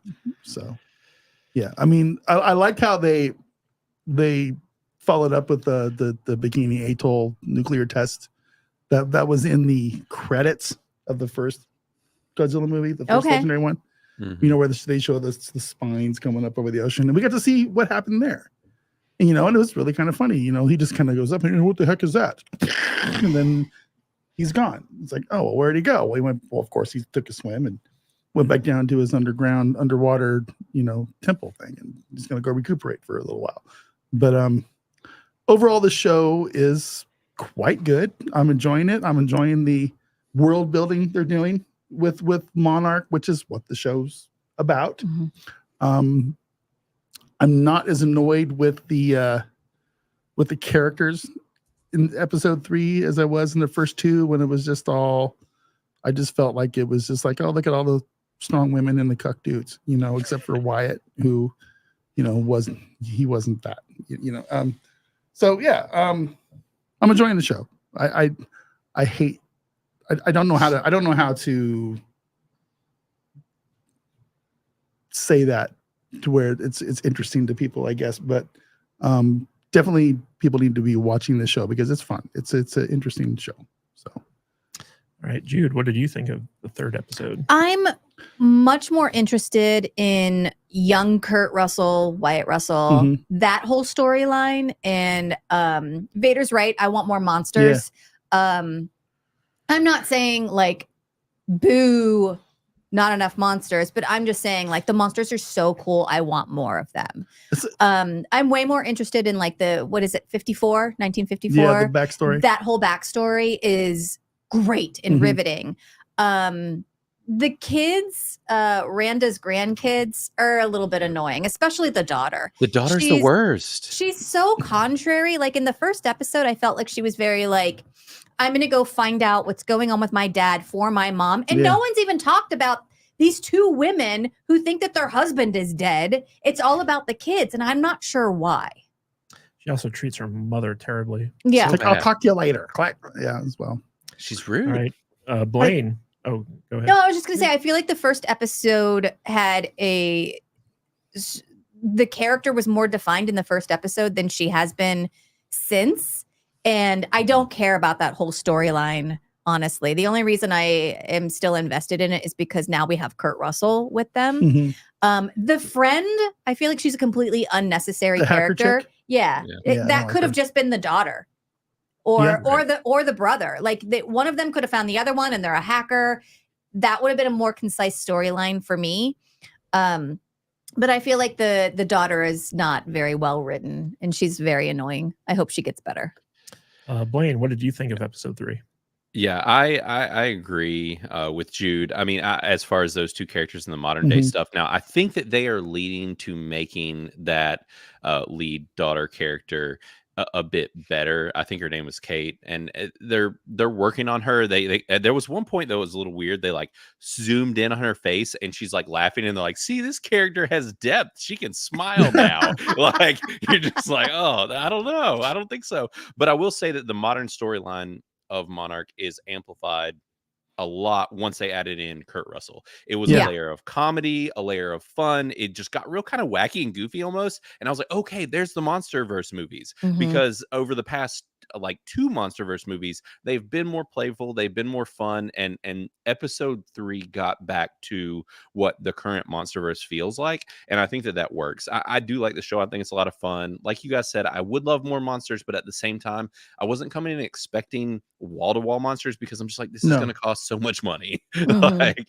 and I mean, and the thing is like when I was watching it with my wife, she pointed out, she was like, "Oh my God, like Godzilla looks really good. Like the mole monster looks really good." And I'm like, yeah, they ponied up for it. So clearly they are spending the money to ensure that they look good, which probably means that they are going to pull back a little bit on how much we see them, which kind of sucks. But I'm having fun with it. I think it's a really neat show and I think it's worth watching. And I mean, at first blush of that first episode, it's okay, but I think that it is progressively getting better, and from what it seems like at this point, it is going to continue to get better. And so I'm fully on board for the Monarch.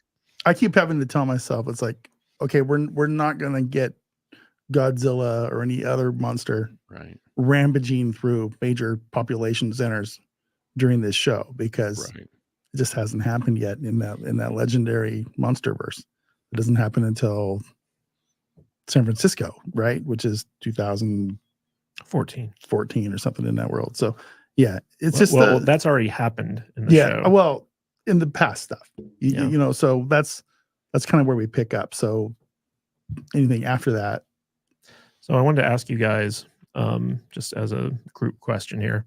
So they point out, they take great pains to point out that the Kurt Russell character is like 94 years old. Yeah. Okay. Yeah.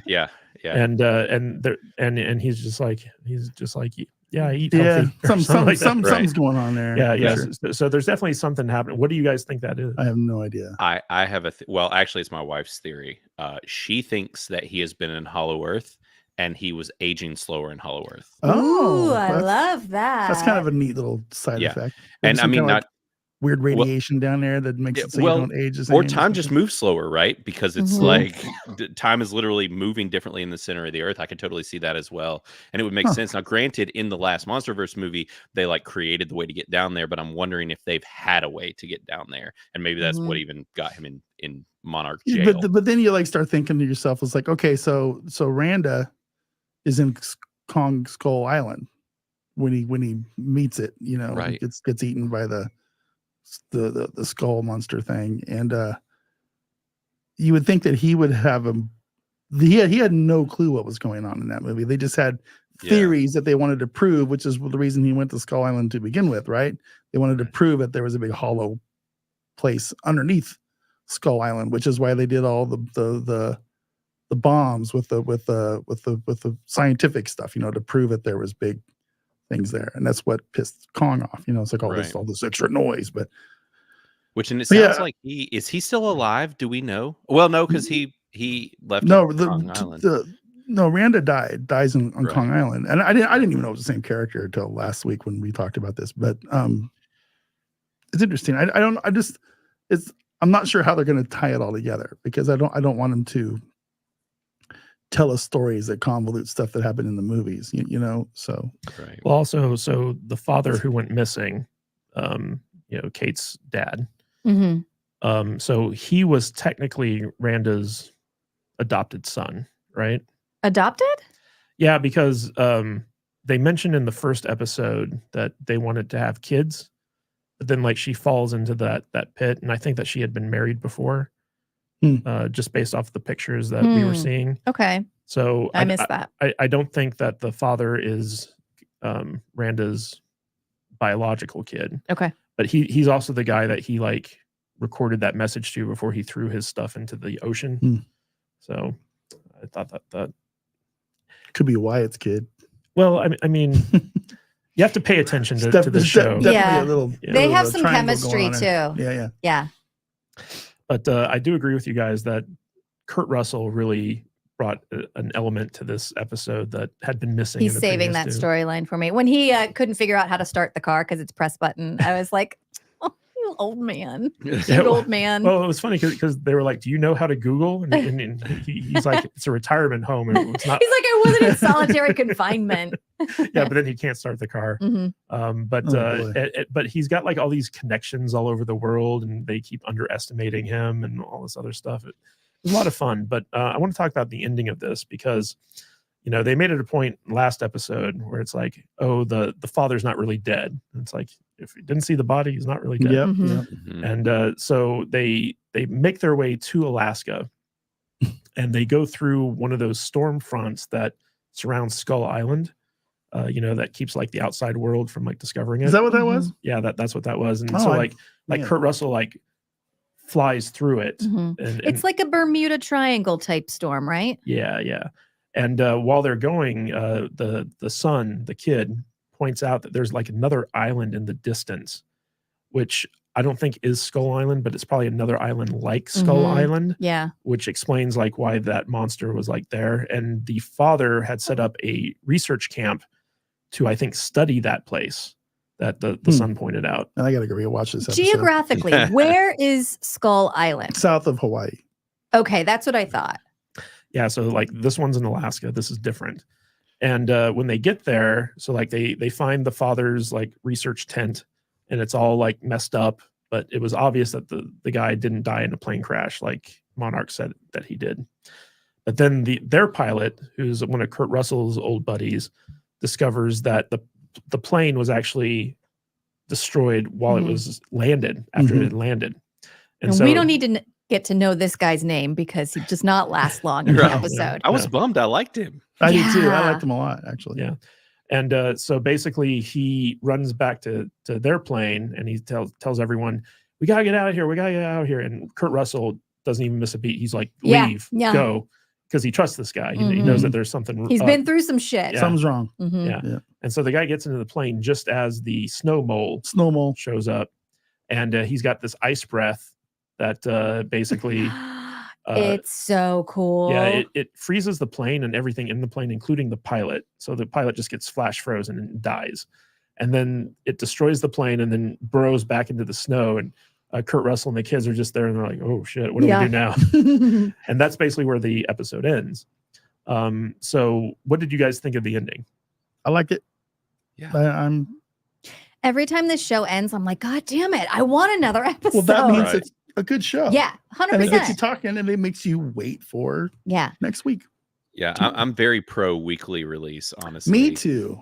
I get shunned for it all the time, but I'm kind of old school that way. It's like, well, the whole like water cooler concept of like talking about it. We've lost that We with have. the binge, theory of releasing stuff, and I think it's really boring. It's like my Yeah. theory is if it's a good show, you can release an episode a week, and it'll just build on itself. Exactly. Shitty shows, you can watch 8 of them at once and be done with it. Yeah. Right. You know what I'm saying? It's just there's so many crappy television shows out there that Right. would be good for the whole binge thing, but this isn't one of them. Yeah, it doesn't have any cultural touchstone when its relevance is lasted to 1 week, Yeah. right? It just like it hits and it's gone. Like very shows survive that. Like Stranger Things is one of the few, but outside of that, it's like what lasts outside of 1 week? 100% agree. Yeah. I don't know. I just like the binge model. I do too. But like when you're talking about shows that aren't very good that you can binge, like I gave Patriot like 5 or 6 episodes just because I was busy crocheting. And when I finished my project, I was like, yeah, I'm not into this show. But there's no way in the world I would have given that many episodes if I didn't have it on while I was doing something else. Right. I think that's why they've gotten smart, and we've gotten like what Monarch did. We got 2 episodes, and then they're like, look, you can get a real idea for what the show is, and then you can get the 2 episodes and then come back. Or some shows are doing 3. I think that's a smart way to do it, where it's like give them like a movie-sized chunk of something, and then let them come back weekly. Yep. Well, what's interesting about Apple is so like if you guys have ever watched Mythic Quest, right? Mm-hmm. So when Mythic Quest first premiered, they did the whole season as a bingeable thing. And I think that actually helped the show, because if you're doing a week to week on a comedy, it takes a while to kind of get the sense of like, okay, these are the characters. This is what makes them funny. So like if they had gone week to week with the first season of Mythic Quest, I don't think that show would have had legs. But because they allowed for the first season to be bingeable right off the bat, it gave people a chance to understand who the characters were and go through like that journey with them. And by the time season 2 rolls around, what all the characters are about, and you get the jokes. Yeah. So I think that in certain cases, binge models can be preferable. But I think that the week to week works for certain types of shows and not other types. Here's what I don't like about bingeable shows. I can't watch an episode or 2 of something that comes out and then go and talk about it with somebody like you who spent the entire night watching the entire season and chat about it the next day. It's really frustrating because so everybody else knows everything that's happened, and I'm sorry, but I can't watch anything. I don't care what it is. I'm not going to sit there and watch 12 episodes of something in one sitting. I can't do it. I don't give a shit what it is. I don't care if it's Star Wars or Star Trek or what. If 12 episodes come out, it's going to take me. I'm going to watch 2 episodes of that, and I'm going to be done till next weekend, and I'm going to watch 2 more episodes. So I can't sit there on a show like this that we do, or anybody else on YouTube World or whatever, and sit there and talk about an entire season that you, for some reason, had enough time to sit down for 8 fucking hours on a Sunday. Why are you mad at me about it? I'm not mad at you about you. It's just crazy. Who has the time to do that? I don't get it. He's looking right into my eyes. He's like, but you. Yeah, it's just really frustrating because, But I think like a show like, for instance, Andor, the big complaint that people made about Andor was that it was too slow. It was boring. Yeah, it was. It's pretty But slow. that's because week to week, there was nothing to keep you coming back week to week. Every episode. But if you were to binge that show, it would actually play a lot better than if you had to like wait a week. If that's the crutch you have to rely on, it's not a good show. It was a boring ass show. It's a differently paced show, but like I think that a lot of the people who thought it was boring because they'd have to wait for like 3 weeks before like we a got payoff would 50 happen. minutes of them walking through a fucking thing up to a fort to blow up the fort. It's like, okay, they're walking some more, walking towards the settlement, walking. And now we're in prison. The structure for Andor was every 3 episodes was like its own little like part of a trilogy, right? Terrible. So it was like 3 episodes, stuff would happen by the 3rd episode. 3 more episodes, stuff would happen by the 6th episode. Then release it 3 episodes at a time. Yeah, I mean, like Right. there are ways that they could have done that. And I just think the week-to-week model for that show in particular was the wrong call. Mhm. Yeah. Right. But like, you know, I do feel like Monarch doing week to week is probably a good thing because Yeah. they did the same thing with Silo, right? Where they Agreed. released like the first 2 episodes and then like, you know, you tune in week to week to watch the mystery unravel Yep. and you have time to like let it percolate and create your theories and talk to people about it. I also think that like Apple TV in particular is really bad at marketing their shows. Oh, yeah, 100%. They're so bad. Yeah. Very much so. And also, much like Andor, I feel like the genius behind Invasion was that nothing happens in any of the shows, in any of the episodes, in any of the seasons. So That's true. Invasion is the hard butter of sci-fi after all. I'm why so didn't glad we you guys talk reviewed about that. that show? We were recommending shit for people to watch during the drought. Because Right. we don't want people to watch that. We don't want them to get a 3rd season. That's why I'm hilarious. Man, I had blocked it out. The I'm worst, like, what worst is this? show? What is this? Worst show streaming anywhere. Invasion. Vader's like, I could be watching MILF Manor right now, but I'm watching this. Tucker House. I could be watching The Golden Bachelor or some. It's like, what? This is what passes as television? Come on. It's just, I don't know. It's just awful. All right, guys. So what rating would you give the 3rd episode of Monarch on a scale of 1 to 5, 5 being the best? Hmm. I'm like at a 3 with the whole series so far. Yeah. You know, it's there's definitely things I've seen that I've enjoyed better, but I'm intrigued enough to keep going. And I hope it can get up to like a 3.5 or 4 at some point. So Yeah, I'm a high 3. I'm like a 3.5, 3 3/4, not quite a 4. I'm really interested in the 1964, 1954, whatever that is, storyline. The stuff with the grandkids, not so much, but I feel like it's going somewhere. I'm excited to get there. All right, Blaine, what would you give it? I kind of agree. I'm in the same boat. I think that Monsters is like a 3.75 or so currently, but I think the injection of Kurt Russell might like skyrocket the show to being really good. And I mean, the stuff with Wyatt Russell and you know the earlier generation is excellent. I think it's a lot of fun. Now, and what we didn't talk about, which I guess you guys might have talked about last week, was, and I keep trying to figure out what's going on, is the tease of her death, which, like we said, there was no body, so like probably not. Oh, there's no tease. She You think she's toast? Dude, she got mangled by like a dozen of those things. I don't know. There's I'm no wondering. We didn't see the body. Yeah, I think she's done. And why tease that in the first episode too? Like now that we're Yeah. at episode 3 still, and it's gone so far back before that point, it almost started like at an end point.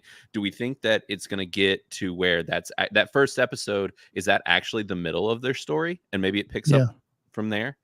I kind of feel like that might be like a mid-season point, but that's just a guess. I don't know, but yeah, like a 3.75, and I think it's continuing to get better, and it will. Agreed. Yeah, I think so. We got to see Godzilla in this episode, and we got a full Kurt Russell episode. So for me, that merits at least a 4 stars out of 5 for this episode, because I really enjoyed it. I felt like the cliffhanger ending was a surprise, and it was a good place to like make me want to come back for more. So I'm really enjoying this series so far. I think it's really well done. All right, guys. I think that's it for our show today. Hopefully, we gave you a lot of information of recommendations that you can watch during the oncoming content drought. I even walked away with a bunch of recommendations for my own list for what to do during the drought. Yes, thank you, chat, for those. That's always good. And be sure, like, if you're watching this on replay, be sure to let us know in the comments if you could only watch one movie for an entire year, no other movie, what would it be? Blaine, anything you want to share with everyone? Any final thoughts? Any final recommendations? What do you got going on over at Criticless? Yeah, definitely come on over to Criticless, everybody. This audience has been excellent within the app. You guys are keeping it chugging along. There's been some great folks coming in, and it's slowly growing. I mean, we're new. This is a brand new app, and we're, like I said, we're chugging along. Just go ahead, and Salty Nerd has a group. go ahead and get in that group. And there's a lot of fun happening in there. Some really neat people. There's a lot of friendships and stuff, people meeting. It's just so entertainment focused and about reviews. It's become, it's been fun watching it evolve. And so definitely download Criticless, create you an account, say hi to me, let me know you're in there, which I always know because I'm on MySpace Tom of Criticless. So I know, when you come in and out. But yeah, download that. Follow us on all the social media. We're Criticless Inc. on Instagram, Twitter, and all that fun stuff. And I'm Criticless Blaine. And so, yeah, just definitely check out everything Criticless and follow what we're doing. There's a lot happening. And actually, we have a new update coming, which was Kadish requested when we had our very first conversation. You asked if we were going to have a diary-esque feature like Letterboxd has, and it should be here within the week. So it'll be a day. Yeah. So we've been developing that, and it'll be a day-by-day breakdown of throughout the month and year of everything that you've reviewed. So you can very quickly see what you've been rating and reviewing. And it'll just be when you click on where it says the number of reviews, it'll go to that. So that should be launching probably this week. And we've got a few more things brewing, but it's going really good, and you guys have helped us a lot, and I appreciate it. Blaine, I gotta say, also, you have the best swag. The t-shirts, the Criticless t-shirts, they're pretty cool. They're so great. The graphic on them is so cool, and the material feels nice. And I've been looking at your blue hat this whole time. I really like your blue hat. I'll send you one. Do you have any black on black hats? No, so that's coming up next. Because this pink stuff is not me, bro. Listen, that is all you, Vader. Don't deny it. Listen, it's just it fits it's with your skin color. It's beautiful. Listen, what I just noticed after all the streams we've done together. What's that? I just noticed that you have like a full ass sleeve of tattoos. On your arm. That is I don't know why I'm just now seeing this. This is all Dark Tower, Stephen King's novel. Yeah. Oh my god. Series. That's nice. Nice work. Yeah, we got, well, it's kind of hard to show on here, and I think the other week I was, my legs were up in the air and I was showing my leg sleeve. Are you doing the other side? You can do the other arm at some point? Dude, my wife will probably kill me. She slowed me down. So that was why my last tattoo on my other thigh is a tattoo of her. So I got one for her as an homage, and she was like, if you don't stop now, I will kill you. Oh my God. Just tell her, but now you're lopsided. You're lopsided. You got to get the other arm done. I mean, why that's not? What I keep saying. Yeah, every time I mention a new tattoo to Kate, she's like, yeah, exactly. Sydney's the same way. So I mean, which this was not planned. It was due to my artist that she did this whole sleeve. So she was like, oh, you like Dark Tower too? Let's do the whole arm. And I was like, yes, ma'am. Love that. So I'm glad to hear that Criticless is getting a film diary, because that's the only thing that's been keeping me on their competitor's site. Is, being able to log when I watch a certain you thing. watch stuff. Well, it's coming. That's great. Yeah, so go check out Criticless over there. You'll see Odin's movie blog spamming the crap out of that place. Yeah, Odin. Yeah, Odin's the man. Yeah, he loves it. He also shames me for not using it more. Constantly. I mean, listen, when you deserve to be shamed. I mean, indeed. Matt Vader, what do we got going on this coming week? I mean, I'm not ready for that question. We're doing our retro We Watch videos releasing on Sundays, right? Yeah, what's coming out this week? So we did 20,000 Leagues yesterday or the other day, and Planet of the Apes is coming out next, right? That's right. So Planet of the Apes next Sunday. It's going to be a lot of fun. We had a good conversation with that. Like the OG, the first one? The OG, the 1969. Right. Not like 90s or 2000s, whenever that No, not the Wahlberg. No crap. Wahlberg apes. We've already done the Wahlberg. Yeah, we've done that one already. So. Sorry. The apes are dying, you guys. I like some ape movies. The ape movies are good. Most of them are good. So, and what do we got going on Saturday? We have yet to book a guest. We don't have a guest on Saturday. Yeah, maybe Blaine can join us. I don't know. Well, Blaine is coming next Saturday. Not this coming Saturday. Yeah. So we got another salty Saturday morning coming up on Odin's Lair, Brian from Bobcast, and I'm sure Tom will probably pop in, and we'll have somebody else there. Which Tom? Tom from Midnight's Edge. That Tom. Yeah. He's a regular. Yeah. So. And I also want to congratulate my lovely bride for booking a major voice acting gig. I can't talk about it yet. I know. I'm just saying that I'm very proud of you. High five. Thank you. On something we don't know about yet. Okay. Yes. He's just excited about the paycheck that's going to come with it. You're my sugar mama now. That's awesome. Have you done voice acting before, or is? Oh yeah. Yeah. Okay, that's awesome. I was in a Lego commercial. Real. That's amazing. Yeah. I had a buddy that did one. I was like a villain that got beat up, but that Oh, was nice. for like Lego Batman. But that's awesome. Yes. And if you guys want to help support the show, watch one of our previous episodes. You can go check out our Mark Wahlberg Planet of the Apes review if you want to. But just watch the entire episode all the way through. And that actually goes a long way towards helping to support the show. Say hello to your gorilla for me. Yeah. We have a lot of, most of our content is evergreen. So you Yeah. can watch most of it at any time. And you can see us in our old studio. Yeah. I miss the old studio. I kind of with our old cameras. Yeah. Yeah. I All the miss movie I miss posters. the posters. I Yeah. miss the decorations. It's in my gym now. Yeah. Your yoga studio, Kind of. Yeah. the stretch room. Do My weightlifting room. you have like a weird seat hanging from the ceiling? Sex swing? Whatever. That's not where I keep my sex swing. Not by the front door. All right. That's in the All right, Pacific and- Rim room. Yes. And with that, Where's the handcuffs? That's in my bunker. My sex bunker. with that, we're going to call it a day. Thank you, everyone, for tuning in.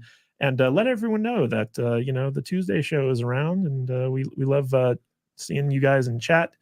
And, just go to saltynerdlive.com. You can pass that link around to everyone to see what our next upcoming live stream is. Anyway, guys, thank you so much for being here. And as always, stay salty, my friends.